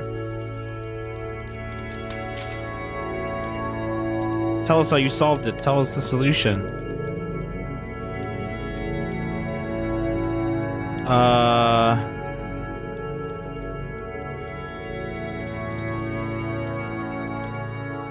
Trust me, you don't want to go over there.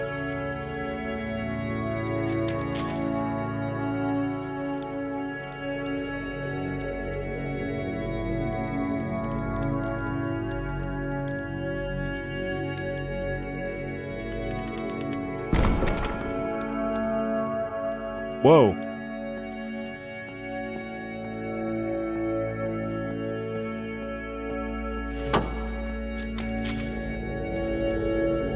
How did you get here? Was there a puzzle you had to pass through? Do you want to know how to solve it? We actually find the black space between the doors to be far more interesting. Have you seen it yet? Yes.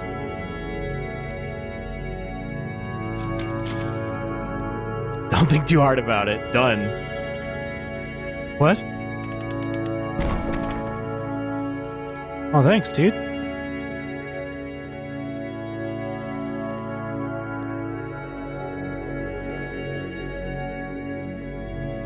And so we make one last descent down to the final floor of the level.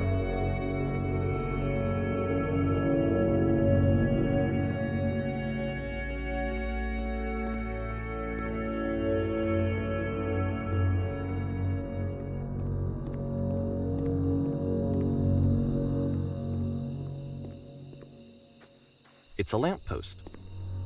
Okay, I can't tell you quite why, but for some reason, Coda fixates on this lamppost. It's going to appear at the end of every single one of his games from here on out. I'll tell you what I think. I think that up to this point, you know, he's been making really strange and abstract games with no clear purpose, and maybe you can only float around in that headspace for so long. Because now he wants something to hold on to. He wants a reference point. He wants the work to be leading to something. He wants a destination, which is what this lamppost is. It's a destination. We're going to see it in the work as well. His games are just going to become a lot more cohesive, a lot more fully developed, with more of a clear idea behind them. And as we go, that idea will get clearer and clearer and clearer. Well, that's good.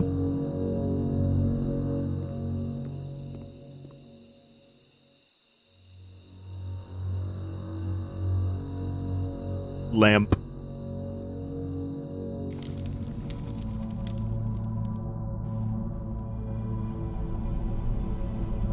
Wait, what, really?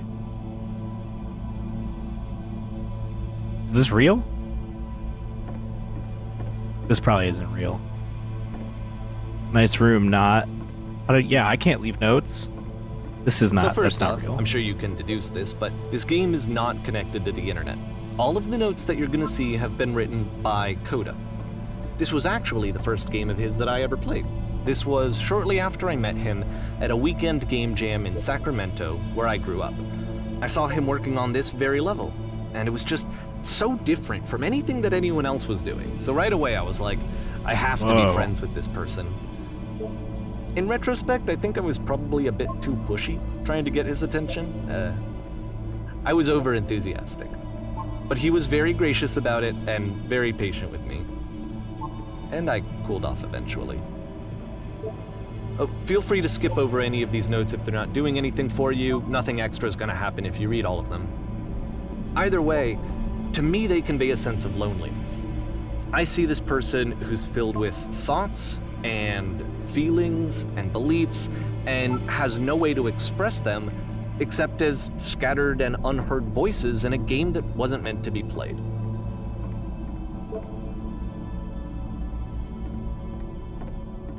But it's ironic, isn't it, that in playing this game and seeing how alone Coda often felt, that we get to know him better and actually kind of connect with him. And I have to be honest with you, this idea is really seductive to me, that I could just play someone's game and see the voices in their head and get to know them better and have to do less of the messy in-person socializing. I could just get to know you through your work.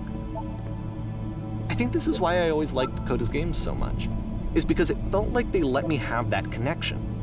I felt as though he was inviting me personally into his world. And then I feel less lonely too.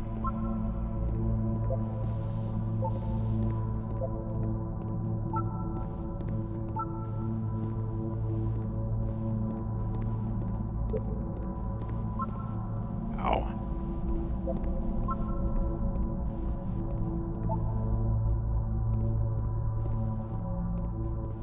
There are a lot of these in here, and I'm starting to feel emotions.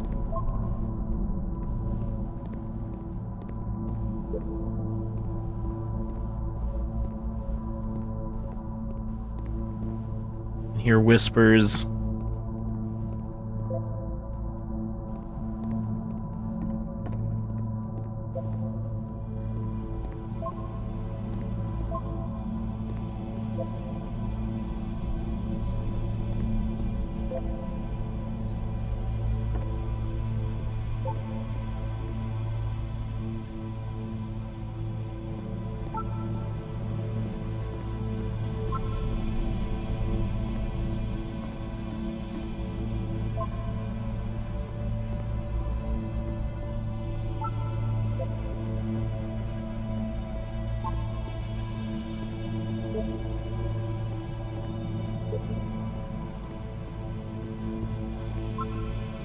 At the end of this level, we're going to see the puzzle again. And here, I'll tell you what I think the puzzle means. Each of these games represents an idea that was on Coda's mind at the time that he was making it. And the puzzle is a way of closing the door on a previous chapter of his life before moving on to the next one.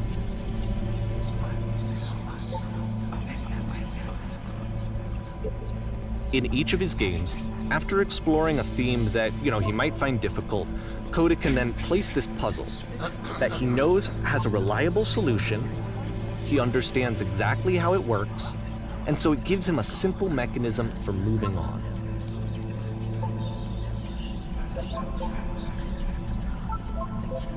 And because there's this dark area between the doors, a space between spaces, before you move on, you get to pause.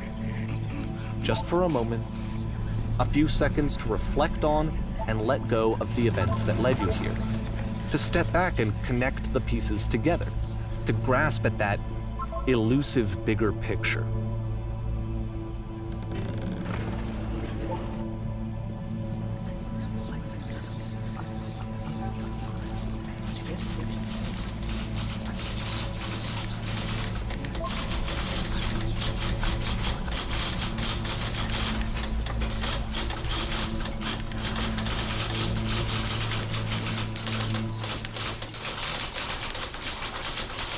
What the fuck?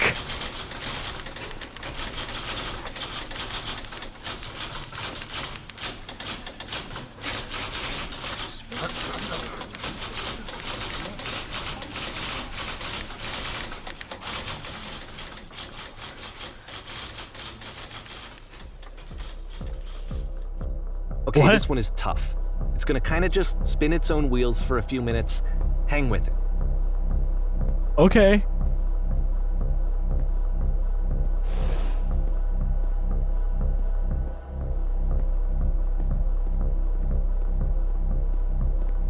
can do that. I'm like so entranced by this shit.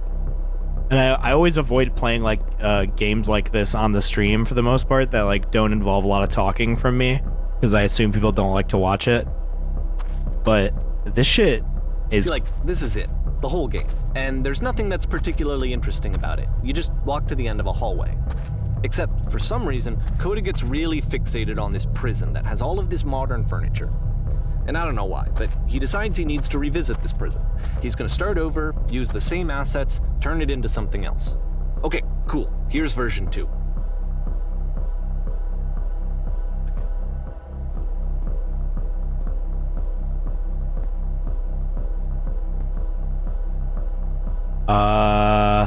Put a giant hole in the ground.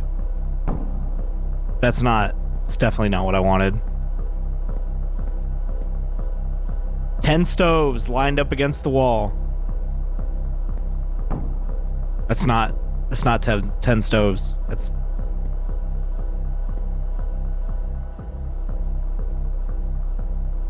We'll put live Tesla coils in each corner. Oh, perfect, a lamp. That's totally what that means. Pretty sure none of my choices are making any difference.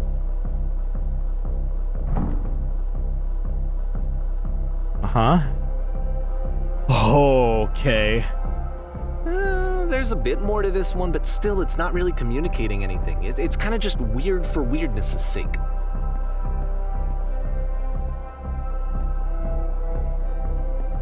So, okay, he throws it out and starts over. This time he comes at the prison idea from a different direction.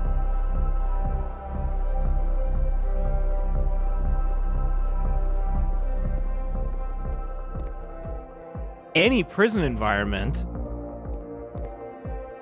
Take care, remember each, okay. First, click this table. Stand over the photo frame and click to turn it slightly. Turn the floor lamp in this room off, then turn it back on. Left side of the sofa, move it over a little. Wait, which sofa? Oh, go to the left side sofa.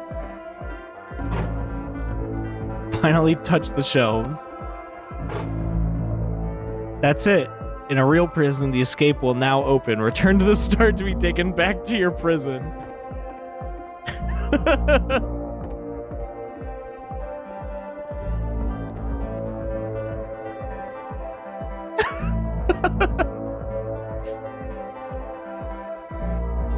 Okay. And of course, now the table is gone and you can't begin the chain of events to escape. No. Here's a version where there are no bars, but you can't actually get to the well. And then a version where the inside of the prison is the outside and the outside is the inside. What the fuck? Let me just blink you real quick through a few more of these. I mean, he really unloaded on this prison idea. There's nearly a dozen of them. What the hell? I think it's awful to watch this. To see a person basically unraveling through their work. And for what? Like, at what point do you just go, maybe there are game ideas other than this prison that I could be working on? But Coda doesn't have that voice telling you to stop. That particular mechanism of defense against yourself. Without it, you just spiral. And so he keeps going and going and going and going and going. And then he hits on something. And he likes it. And that's it. He's done. He stops making prisons. This is the very last version of the prison game that he created. And the reason I think it works is that the prison is not actually in it. What?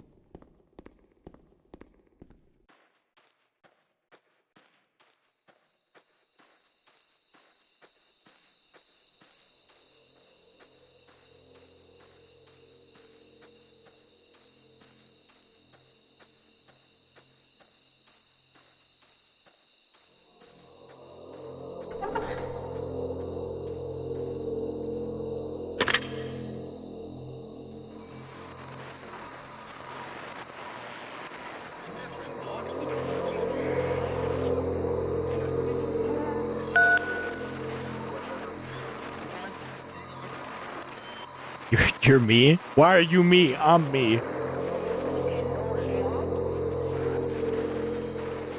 It's a conversation. And so this is what Coda wants, is to be able to talk to someone, to share what's on his mind, and to get some good advice from someone who knows. But the irony is that even in this scenario, you're still talking to yourself. You know, all of these games so far are Coda talking to himself.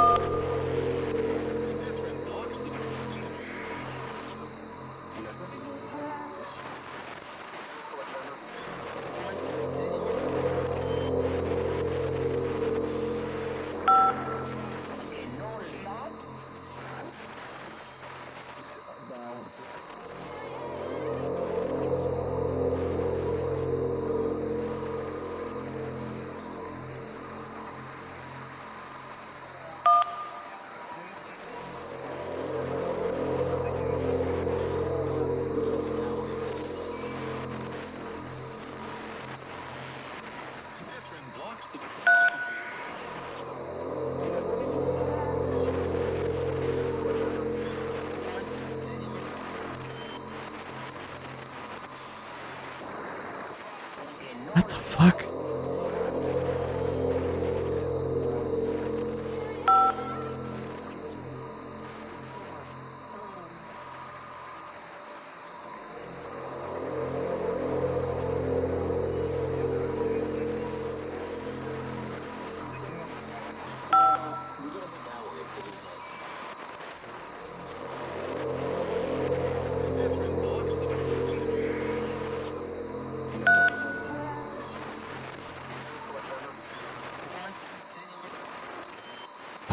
See why he considers this a fitting conclusion to the prison games.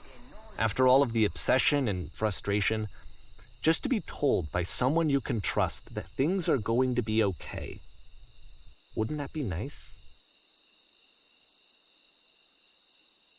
Yeah, that would be nice.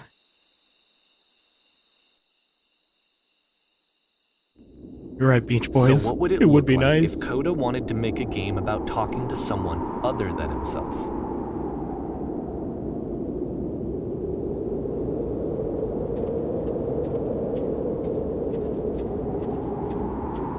To me, this environment is meant to represent Coda's puzzle, with the two doors on either side and a dark transitional space between.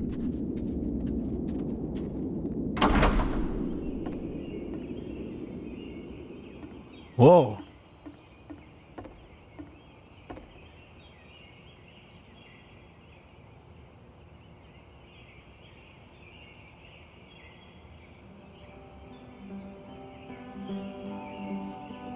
You'll notice that the quality of the art is a step up from previous games, including this new and improved chat system, which he started using from this point on. From here on out, he begins putting much more effort into the visual polish of his work, and this particular game took 2 months to create as a result.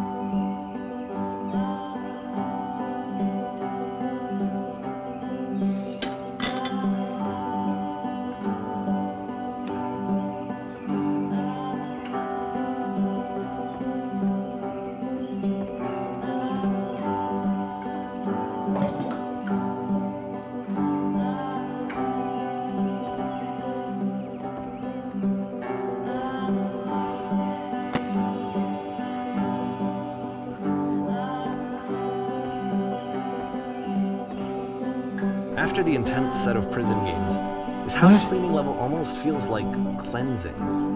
It's the moment after a particularly difficult or traumatic experience where you just need to let it sit and digest inside of you, and eventually cohere into something meaningful.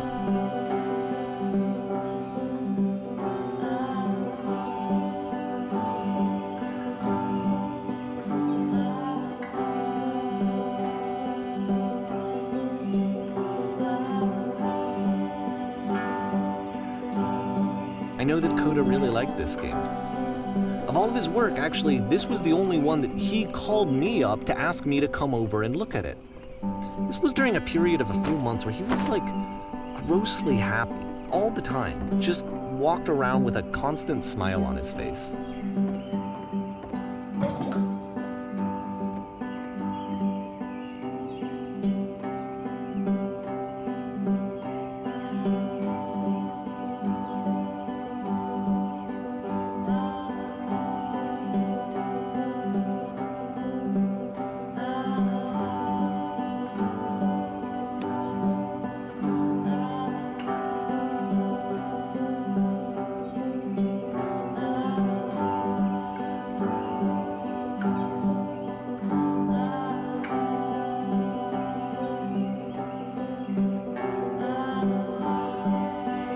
Write the books.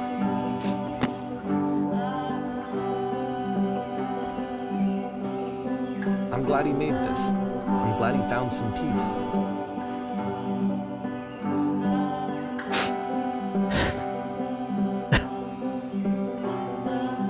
All right.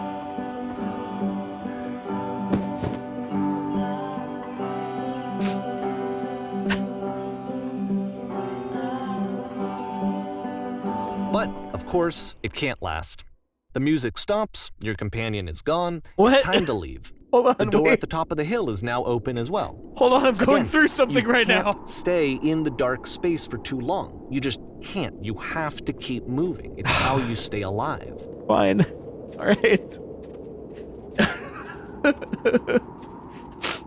That's okay.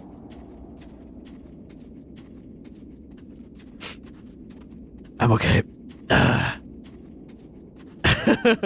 I'm all right. I'm all right, guys. That shit just hit me different. Which is the whole point of the puzzle doors, right?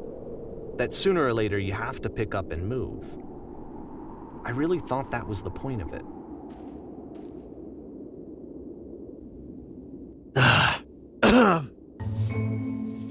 I'm all right. This one gets a bit goofy.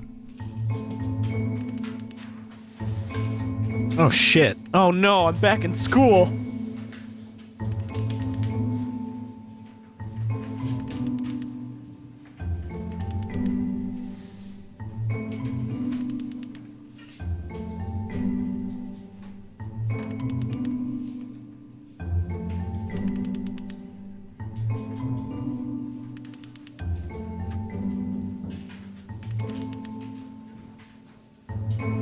Fuck.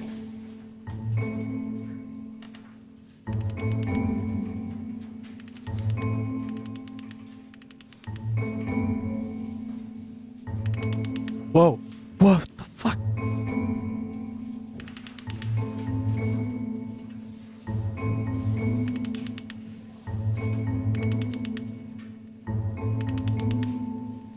About halfway through the game, the perspective shifts.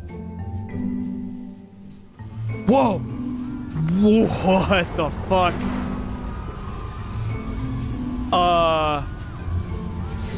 And you play as the teacher. And suddenly, you discover that your teacher is just as bigoted and afraid as you are. Oh, and also you can move around the classroom now.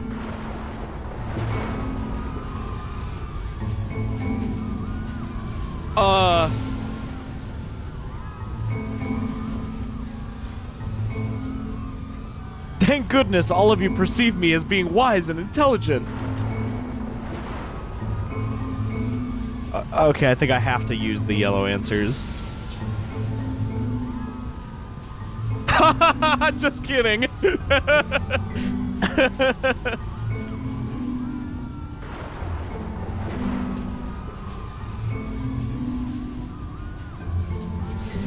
Nothing. No one. What the fuck? I felt pretty hard for this one. I feel like it's one of the most relatable experiences that you can have. To assume that some other person is perfect and totally fulfilled in every way, and completely miss all of the little flaws that make them painfully human. I think about this game a lot these days. What the hell?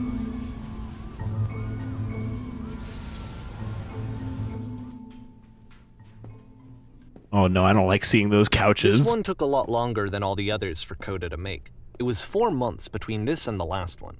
That's twice as long as it took him to make any other game before this, and it's not like it's particularly complex, so I remember I found that a little strange at the time. Okay, no ladders.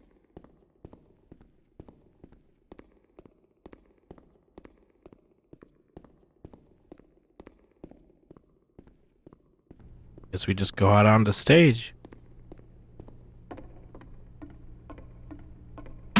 Whoa.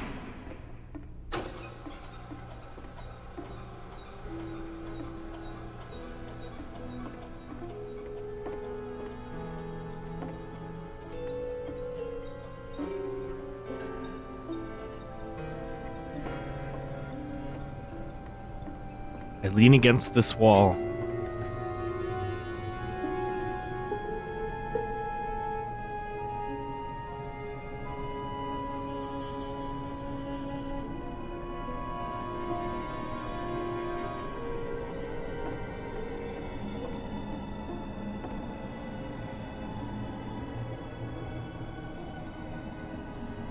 Yeah, I said hello. What?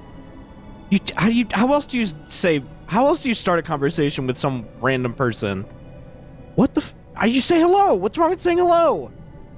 Oh, great. Yeah, okay. I have to pick which one of these is the worst or the least bad.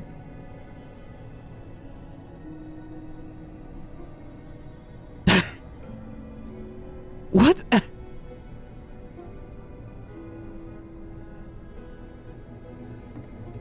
What?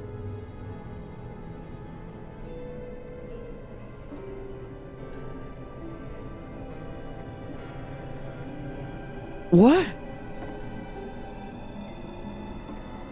Okay.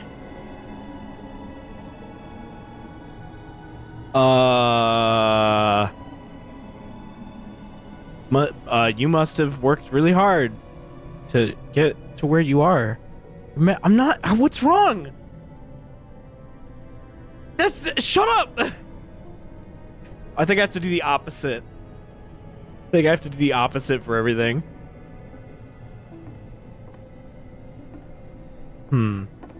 Stepping back from the stage. Oh, back here? You mean?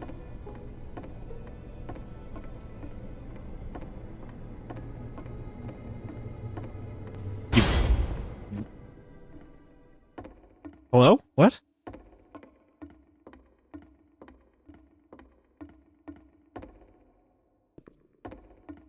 What?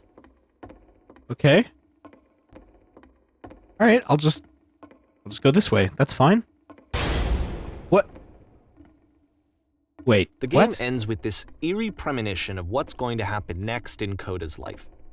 The solution to social anxiety, to fears of having to perform and having to chase success, the answer for Coda is to withdraw, to hide himself away. Which is what leads to scenarios like the stairs that slowed you down several games ago, where it just becomes harder and harder to access Coda's inner landscape because he keeps retreating. He just keeps backing away from possible connections to anyone other than himself. And to be honest, I didn't consider it very healthy when I first played this game. You know, it looked to me like he was trying to justify the idea of just disconnecting yourself from the world. And that wasn't what I wanted for him or for his games. Because I feel like a lot of his games are inviting me to connect with his person, to bring him closer. But what can you do? After this, Coda went off and took another 5 months to make a new game.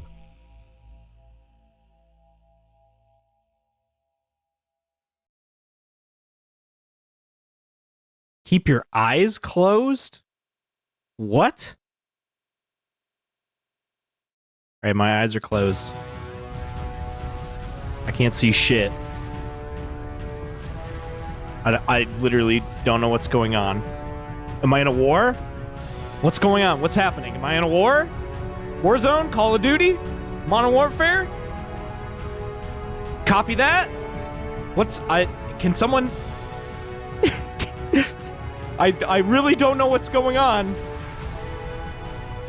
I actually don't know what's happening. What happened? What did I die? What's going on? Why am I keeping my eyes closed? You should probably open your eyes if you haven't already. It's pretty much impossible to solve otherwise. What? And there is a solution, by the way. I'm supposed to say, help, I'm blind? Are you kidding me? What the fuck? Oh, no. What?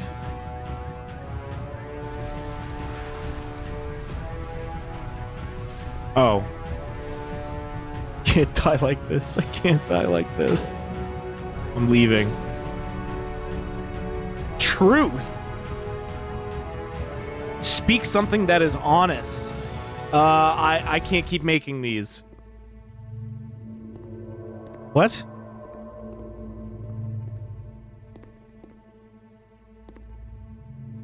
Like I said, I was getting concerned. First off, he's never been this explicit in his work about exactly what he's thinking. So where's that coming from? But then even weirder, his work has potentially stopped being an outlet for him. Not like he's having trouble iterating on ideas, but he literally just can't think of new ideas anymore.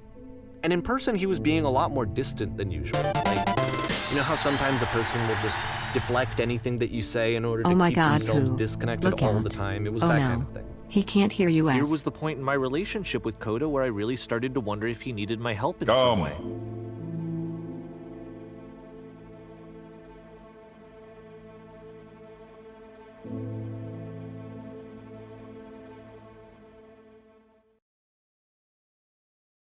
His games are going to get more desperate from here on out.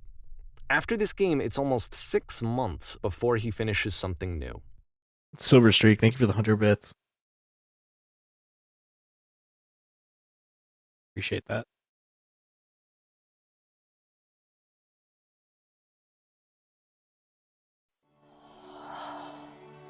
Oh.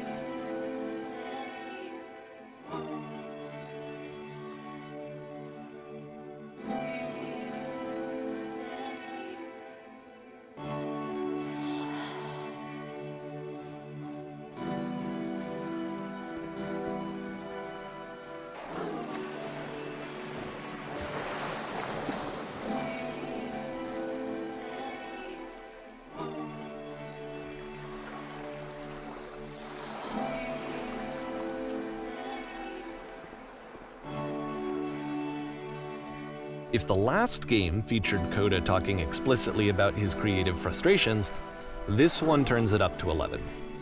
Now, put yourself in my shoes playing this. Here's a friend whose work is exhibiting signs of struggle, frustration, anxiety, depression, even. And yet, still, he keeps making games. He keeps throwing himself into the grinder even when he clearly doesn't have the energy for it anymore. Why? What is it for? Because from my perspective at the time, and just what I knew of him, this was a result of how isolated he was. He was in his own little bubble, just sitting at his computer all day, not really showing these games to anyone, not releasing them onto the internet, and so he didn't have anyone outside of himself to connect with. He had no outlet to ground himself on.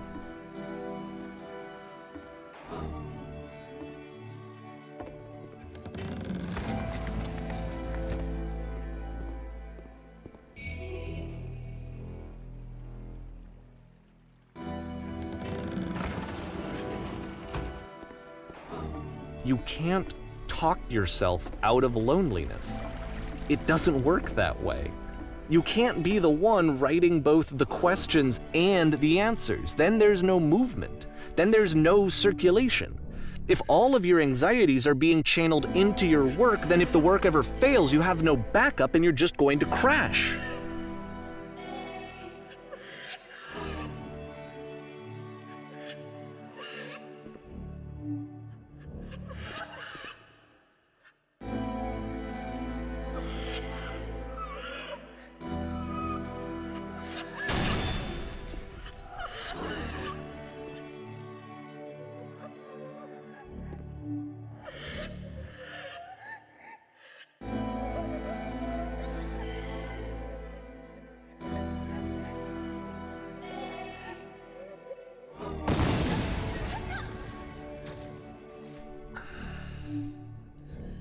Seeing this game at the time that he made it, it looked really unhealthy to me.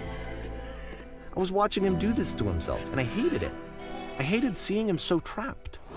It's like, video games are not worth this amount of suffering.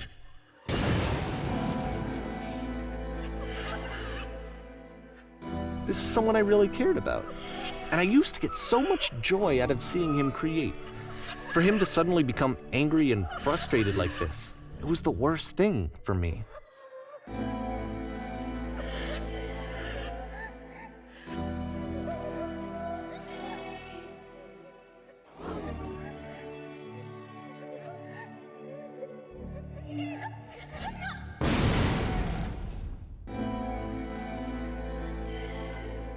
I don't know. This is what I felt at the time. I don't know how else to explain it. I wanted it to stop more than anything. I had never felt so rotten. I needed more than I had ever needed anything for this to stop.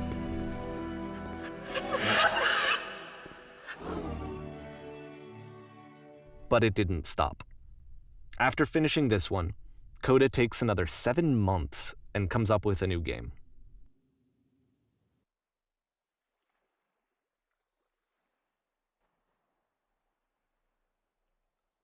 Shit, dude.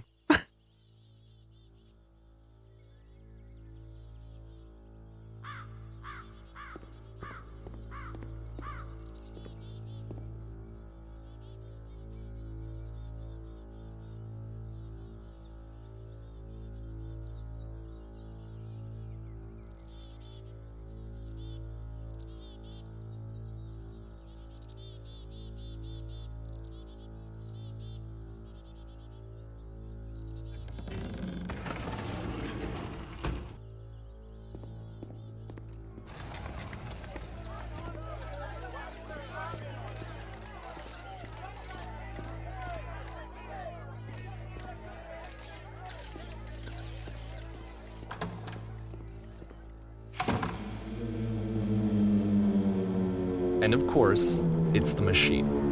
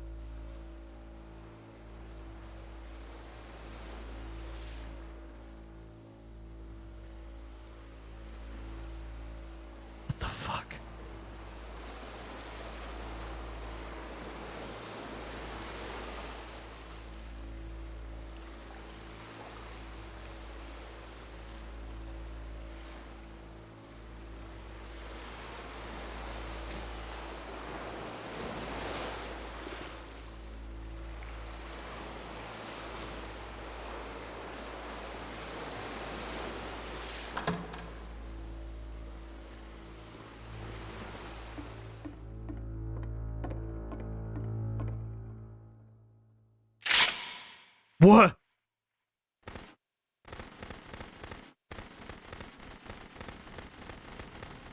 Oh.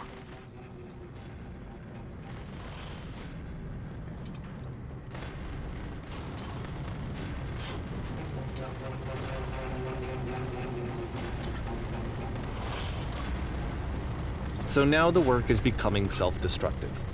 And I'll tell you, at the time that I first played this game, shortly after he made it, here's what I'm thinking to myself.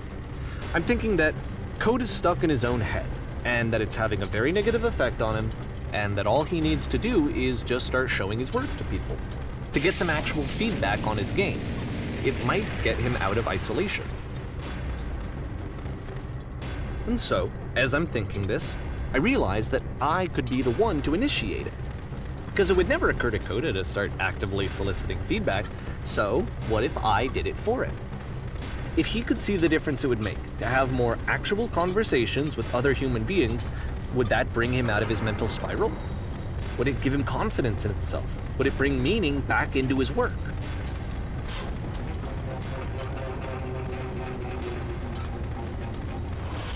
Oh, wow. This feels bad. This feels bad. I don't want to do this, bro.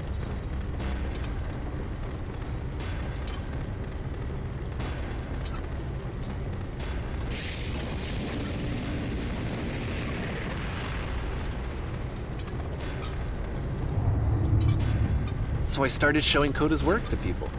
I took this one, and the islands which you just played, the theater, the notes, the house cleaning game, and some of the prison escape games. I brought them to people that I knew and trusted. I asked their opinions. And the great part is that they really loved his games. You know, the point of it all was just to give him some external reference point, but they genuinely loved his work. There was nothing for him to be afraid of.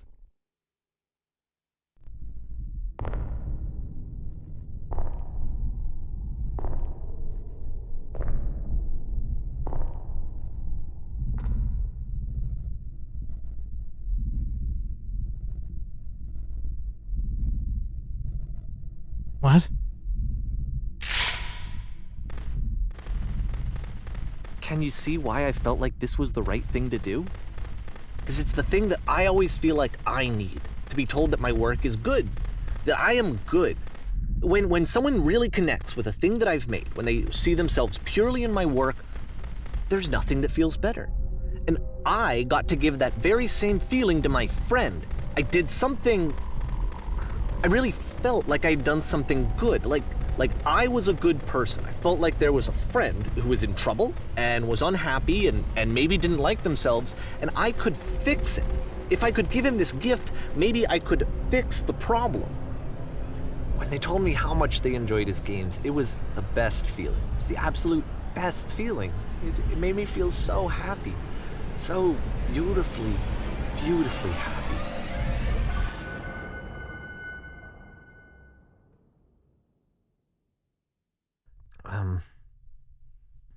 So anyway, Coda finishes this game, and then really he just kind of takes off for a while.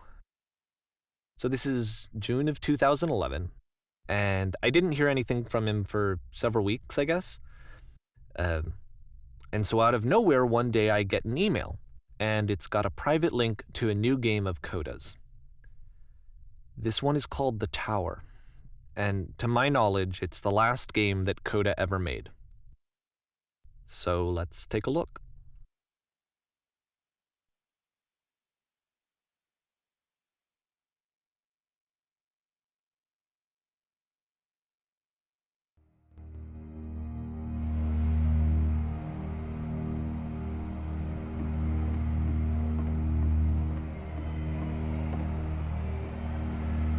And this is where I have trouble saying anything meaningful about Coda's work. Because more than anything else, the tower just feels distant. It feels like it's trying to distance itself from the world. It's a very cold game.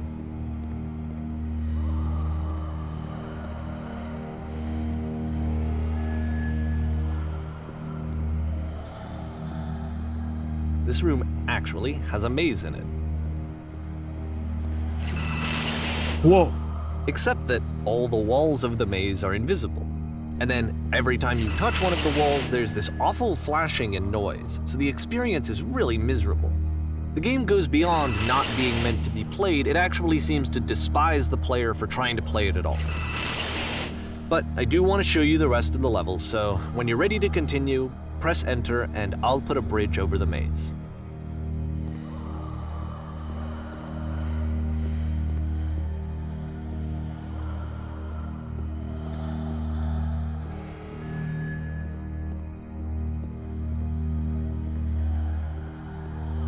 And to be fair, it's not like this is the first game that's needed some modification to be playable. Like the house cleaning game. You know, that one used to actually loop the cleaning chores and you just cleaned a house forever.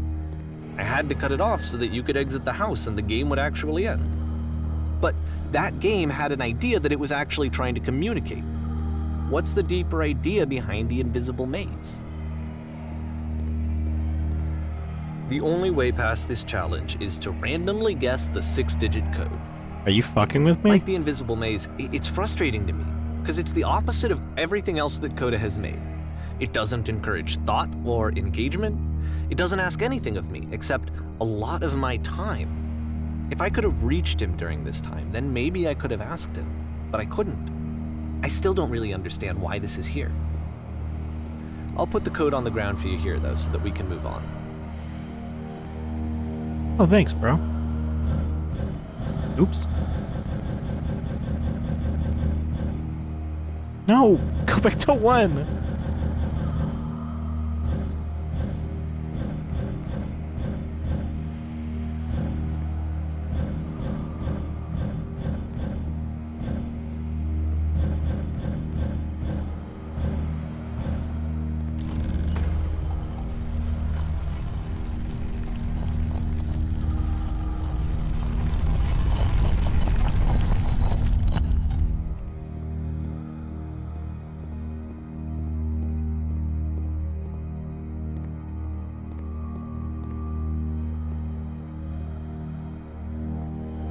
The switch to open this door is actually on the other side of the door, meaning that it's literally impossible to solve from this side. So even if you somehow brute forced your way through the first 2 challenges and you got to this point, there's actually just no way to progress. And it's scary for me, the idea of Coda cutting himself off entirely, just saying, you know, that's it, that's the end of the conversation, not giving me any way to fix the problem. I feel like a failure, I guess, when I can't fix the problem. But I can open this door for you, so let me do that. Was I a failure for not understanding this game? I mean, I don't know why I would be. It's not like everything needs to have a solution, but I feel it somehow. I feel like I failed, and I don't understand why. I remember, it's June of 2011. I'm playing this for the very first time. And as I'm playing, I'm thinking to myself, I don't know this person. I have no idea who this person is. It wasn't the guy I knew, it wasn't my friend. I had come to so many conclusions from looking at all of his work up to this point, and then suddenly none of them... I had been trying to, though. That was the thing. For years I was trying to get to know him, to understand who he actually was and what he stood for. I asked him so many times to please just tell me what his games mean to him. I asked him please to tell me what the 3 dots mean. And he wouldn't.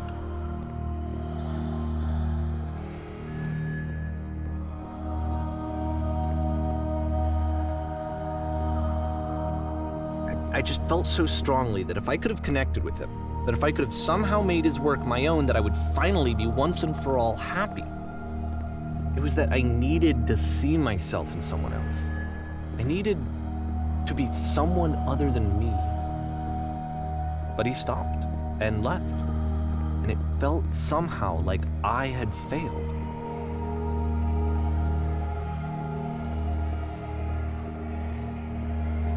Where did I screw up?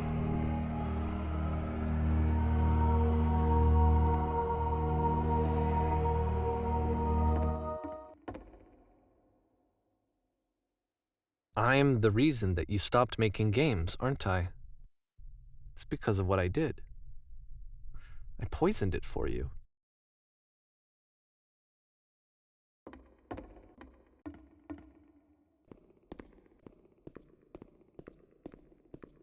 I don't think I ever told you this, but when I took your work and I was showing it to people, it actually felt... it felt as though I were responsible for something important and valuable.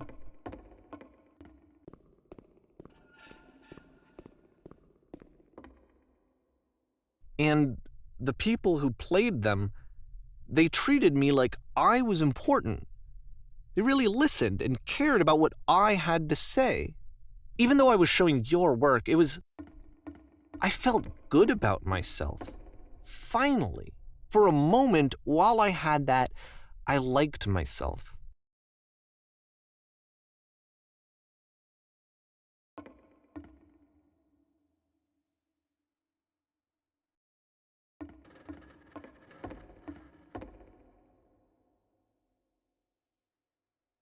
What? What the fuck? And then you stopped, and I didn't have anything left to show people. I just had to be with myself. And as soon as that happened, there was no feeling at all. Nothing. Less than nothing. What does that mean?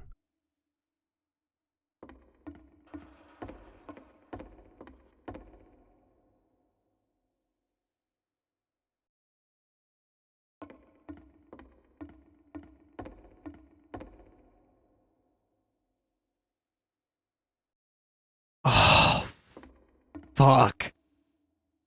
Ugh.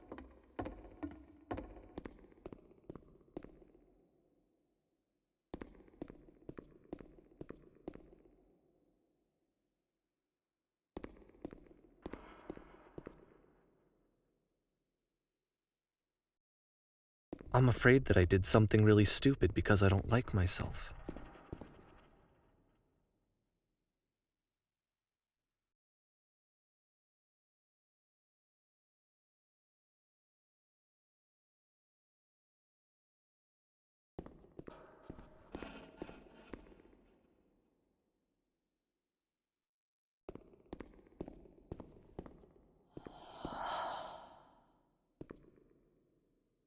That's why I'm releasing this collection of your work, is because I haven't been able to find any other way to reach you. I've tried everything. And so a part of me has hope that if I put this compilation out into the world, and if I put my name on it, that maybe enough people will play it so that it'll find its way to you, so that I can tell you that I'm sorry. I know I screwed up. If I apologize to you truly and deeply, will you start making games again? Please, I need to feel okay with myself again. And I always felt okay as long as I had your work to see myself in. I mean, is something wrong with me? Because I know that I did an awful thing, and I'm doing it again right now. Like, I'm showing people your work, but I can't stop myself from doing it. That's how badly I need to feel something again, like I'm an addict. There has to be something wrong with me. Can I apologize? What if I tell you I was wrong? Will that work? Will that fix it? I don't know. I don't think it will, but there's nothing else that I can do. Just tell me what you want. I'm sorry. I'm sorry. Please, start making games again. Please help me. Please give me some of whatever it is that makes you complete. I want whatever that wholeness is that you just summoned out of nothing and you put into your work. You were complete in some way that I never was. And I want to know I want to know how to be a good person. I want to know how not to hate myself. Please. I'm fading, and all I want is to know that I'm going to be okay.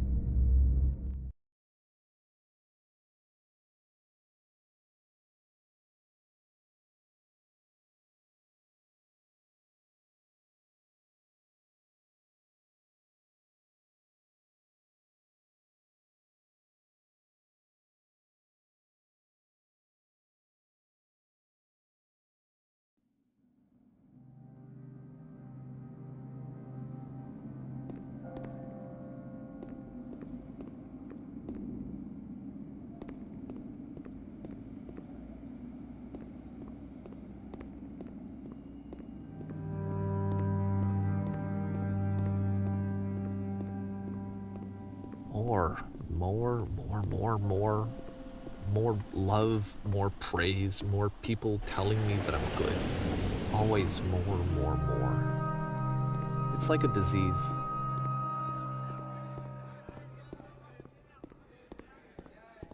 Solution.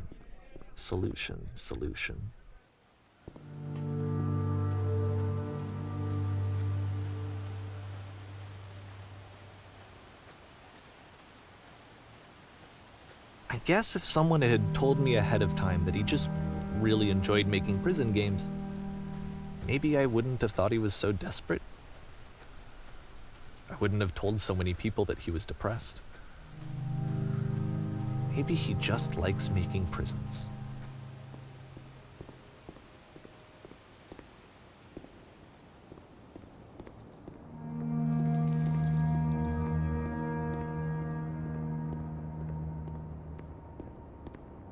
Even now, the disease is telling me to stop. Don't show people what a shitty person you are. They'll hate you.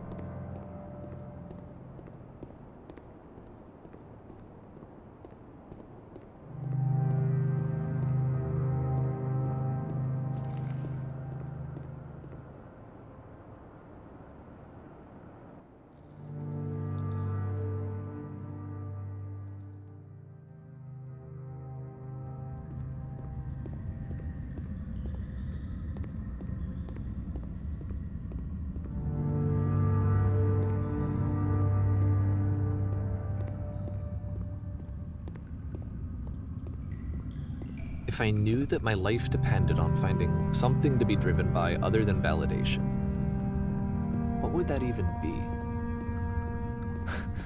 It's strange, but the thought of not being driven by external validation is unthinkable. Like, I actually cannot conceive of what that would be like.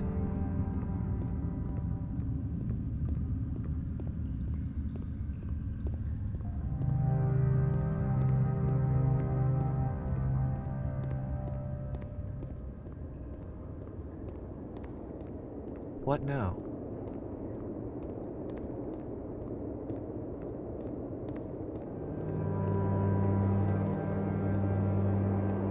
I think I need to go. And I'm sorry, because I know that I said that I would be here and I would walk you through this, but I'm starting to feel like I have a lot of work to do. I have a lot that I need to make up for, and so I'm just gonna... Okay.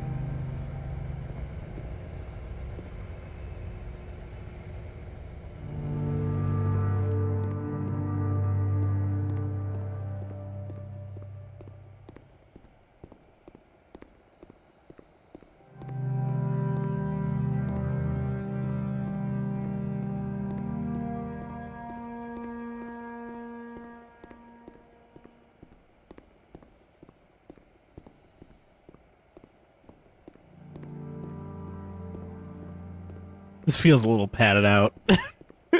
Just this whole ending section. I'll talk about it more after this, but...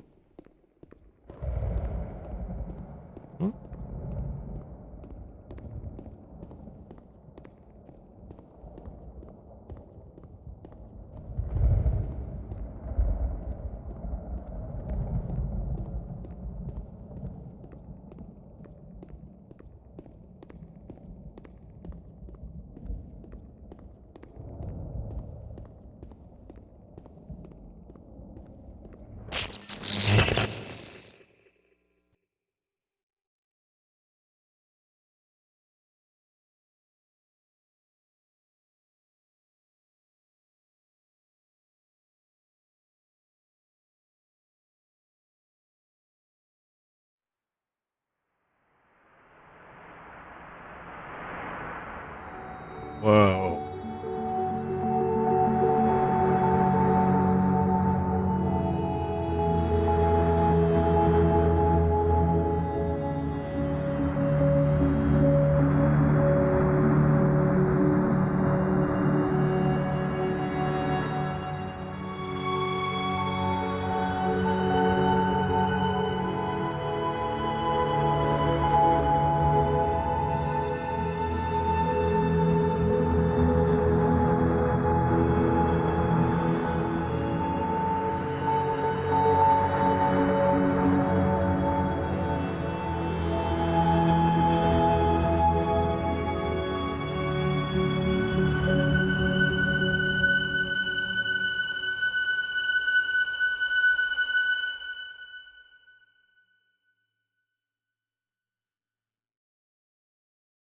Turn back.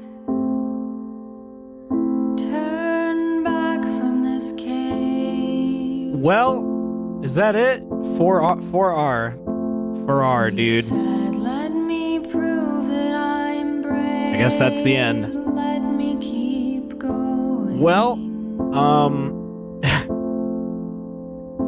so that was interesting.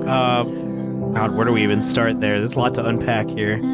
That was a game. Well, Super Monkey Ball 3 sucks. You're so tired. You beat. But I know Well, I mean, obviously that was like a whole like you know, a very like meta commentary on like parasocial relationships. I kind of was enjoying the game more before it took that twist because I relate so much more to like the perspective of Coda, who I'm sure is fictional. I don't know why anybody would play this and be like, wow, are these people real? Like, they're obviously just narrative devices. Yeah, that's why I was like tearing up during the game with where you're just like cleaning the house.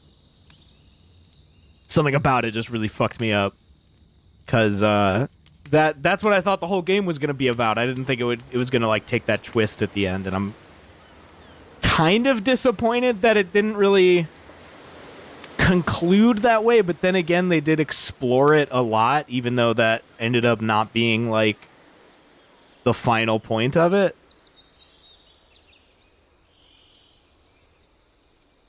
So yeah, I don't know. That was really good. Like, I enjoyed that a lot, and I like, good message, very good like message to get out to people. But the finale section feels it feels a little too like self-grandiose, and I can't like. Coda was party inspired by actual David's own feelings after the success of the Stanley Parable. See, I totally get that. I totally understand how that would happen too, because like I feel that way a lot about like past shit that I've done that was like really popular, you know. So that's weird. I guess that makes sense as to why I didn't like Davy's whole thing at the end, because it was like just a little too much. Just got like a little like it was grasping at something that isn't quite there. You know what I mean? The story certainly had a twist to it. Like, if this were a different game and it would have like if this were like some indie game or something that, I mean, I guess it is an indie game, but you know what I mean? If it were some indie game that I found on itch.io and it ended immediately after the like cleaning up the house scene, I would have thought that was a great game. I would have thought that was like an amazing game, like a really good experience. So it feels kind of like they've got like two different things that they're trying to do here. I don't know. I liked it though. That was really good. Like, I can see why people have been talking about this game for so long, because it does kind of just inspire intrigue. Many thoughts, head full. Yeah. Made me feel things. Yeah, exactly. It's art. It's art because it made me feel things, and that's all there is to it. I like it. You know. I don't know what else to say, bro. Imagine having feelings. Yeah, I don't know. I think I'm gonna play games like this when I can, but not super often. Like one game that I have, because somebody bought it for me, actually. I have Kentucky Route Zero. If anybody's played or seen any of that game, you know that it's mostly a lot of text, a lot of, like, really slow burn, artsy stuff. I was thinking about if I want to play that on the stream at some point. I was thinking about it, because I've never played it, but it just looks very slow, minimal commentary kind of stuff. And I don't know if you guys have noticed lately, but I'm really trying to get Twitch partner. I'm really desperately trying to get Twitch partner, like, so bad. And you have to keep consistently getting over 75 viewers to do that, like, average per stream. So that's why I've been, like, a little hesitant about it. Because I want that shit. I want it bad. If I'm being real. We'll get there, for sure, but I don't... You know what I mean. You know what I mean. Like, I've always got that on my mind. I've always got that at the back of my mind. On God, we gonna get there. Yeah, we got like 115 or something people in here right now. So, I mean, that's good. Abzu is also really good. I've played a little bit of Abzu. I played a little bit of Abzu when it came out, I think. When I was in Washington. So that must have come out in like 2016, right? I played a little bit of it, but not a lot. Yeah. I know. I thank you guys so much for all, like, the kind words and everything. Like, we'll get there for sure. I just, you know, I'm always thinking about it. And tomorrow, I already know what I'm doing tomorrow. Tomorrow we're gonna play a game that's on free weekend right now. It's called Project Winter, and it's basically like imagine like Trouble in Terrorist Town, but it's like in the Arctic, like Trouble in Terrorist Town if it was on the set of John Carpenter's The Thing. What's the stages of Twitch again? Well, you're just, you know, just non-affiliate, affiliate, partner. And partner is, you know, what I've been gunning for like 2+ years. I've been streaming on a regular basis. I don't think I've taken more than 3 days, like more than 3 or 4 days off of streaming at a time for the last over 2.5 years. Well, not over 2.5 years, but over 2 years. It's been like since February 2018, I want to say. So yeah, Project Winter will be fun. I'm excited. We're getting all the lads together. That was why I ended up playing this instead. Because we were gonna see if we could do it tonight, but we were just like, nah, let's do it Saturday. Make it easier for everybody. So yeah, been here since you were pulling less than 20. Well, thank you for sticking around. I appreciate that. Is that free now for a weekend? Yeah, it's just the free weekend. Been here since you played WoW and before. Oh God, well it's... God, when was the last time I played WoW? I don't even remember. Anyway, I'm going to end the stream. Thank you, everybody. I appreciate it. Like everyone's saying what they've been here since, and a lot of you have been here a long time. I really got to have like huge thank yous to everybody who's like been a regular viewer forever. Thank you so much. But yeah, I gotta end the stream because I gotta go. I'm gonna get some food, and I'm gonna eat the food. Hopefully, that's part of the plan. And then in precisely 45 minutes, we're gonna watch Parasite. And if you never, again, I've said it earlier, but if you never attended a movie night before, what we do is I post links everywhere on Twitter, Tumblr, and in the Discord, which you should join if you're not in. And I'll do that exactly 20 minutes before the movie starts. And then at the stroke of midnight Eastern Standard Time, I start the movie. And usually we have a bunch of people on a call in the voice chat for that in the Discord. And also the text chat is in the Discord. So yeah. Been here since Chase told me to. So yeah, what's a raid message? What do you think is a good raid message? So I can send you guys somewhere before before movie time. Have water too, bro. I will. I'm gonna drink water.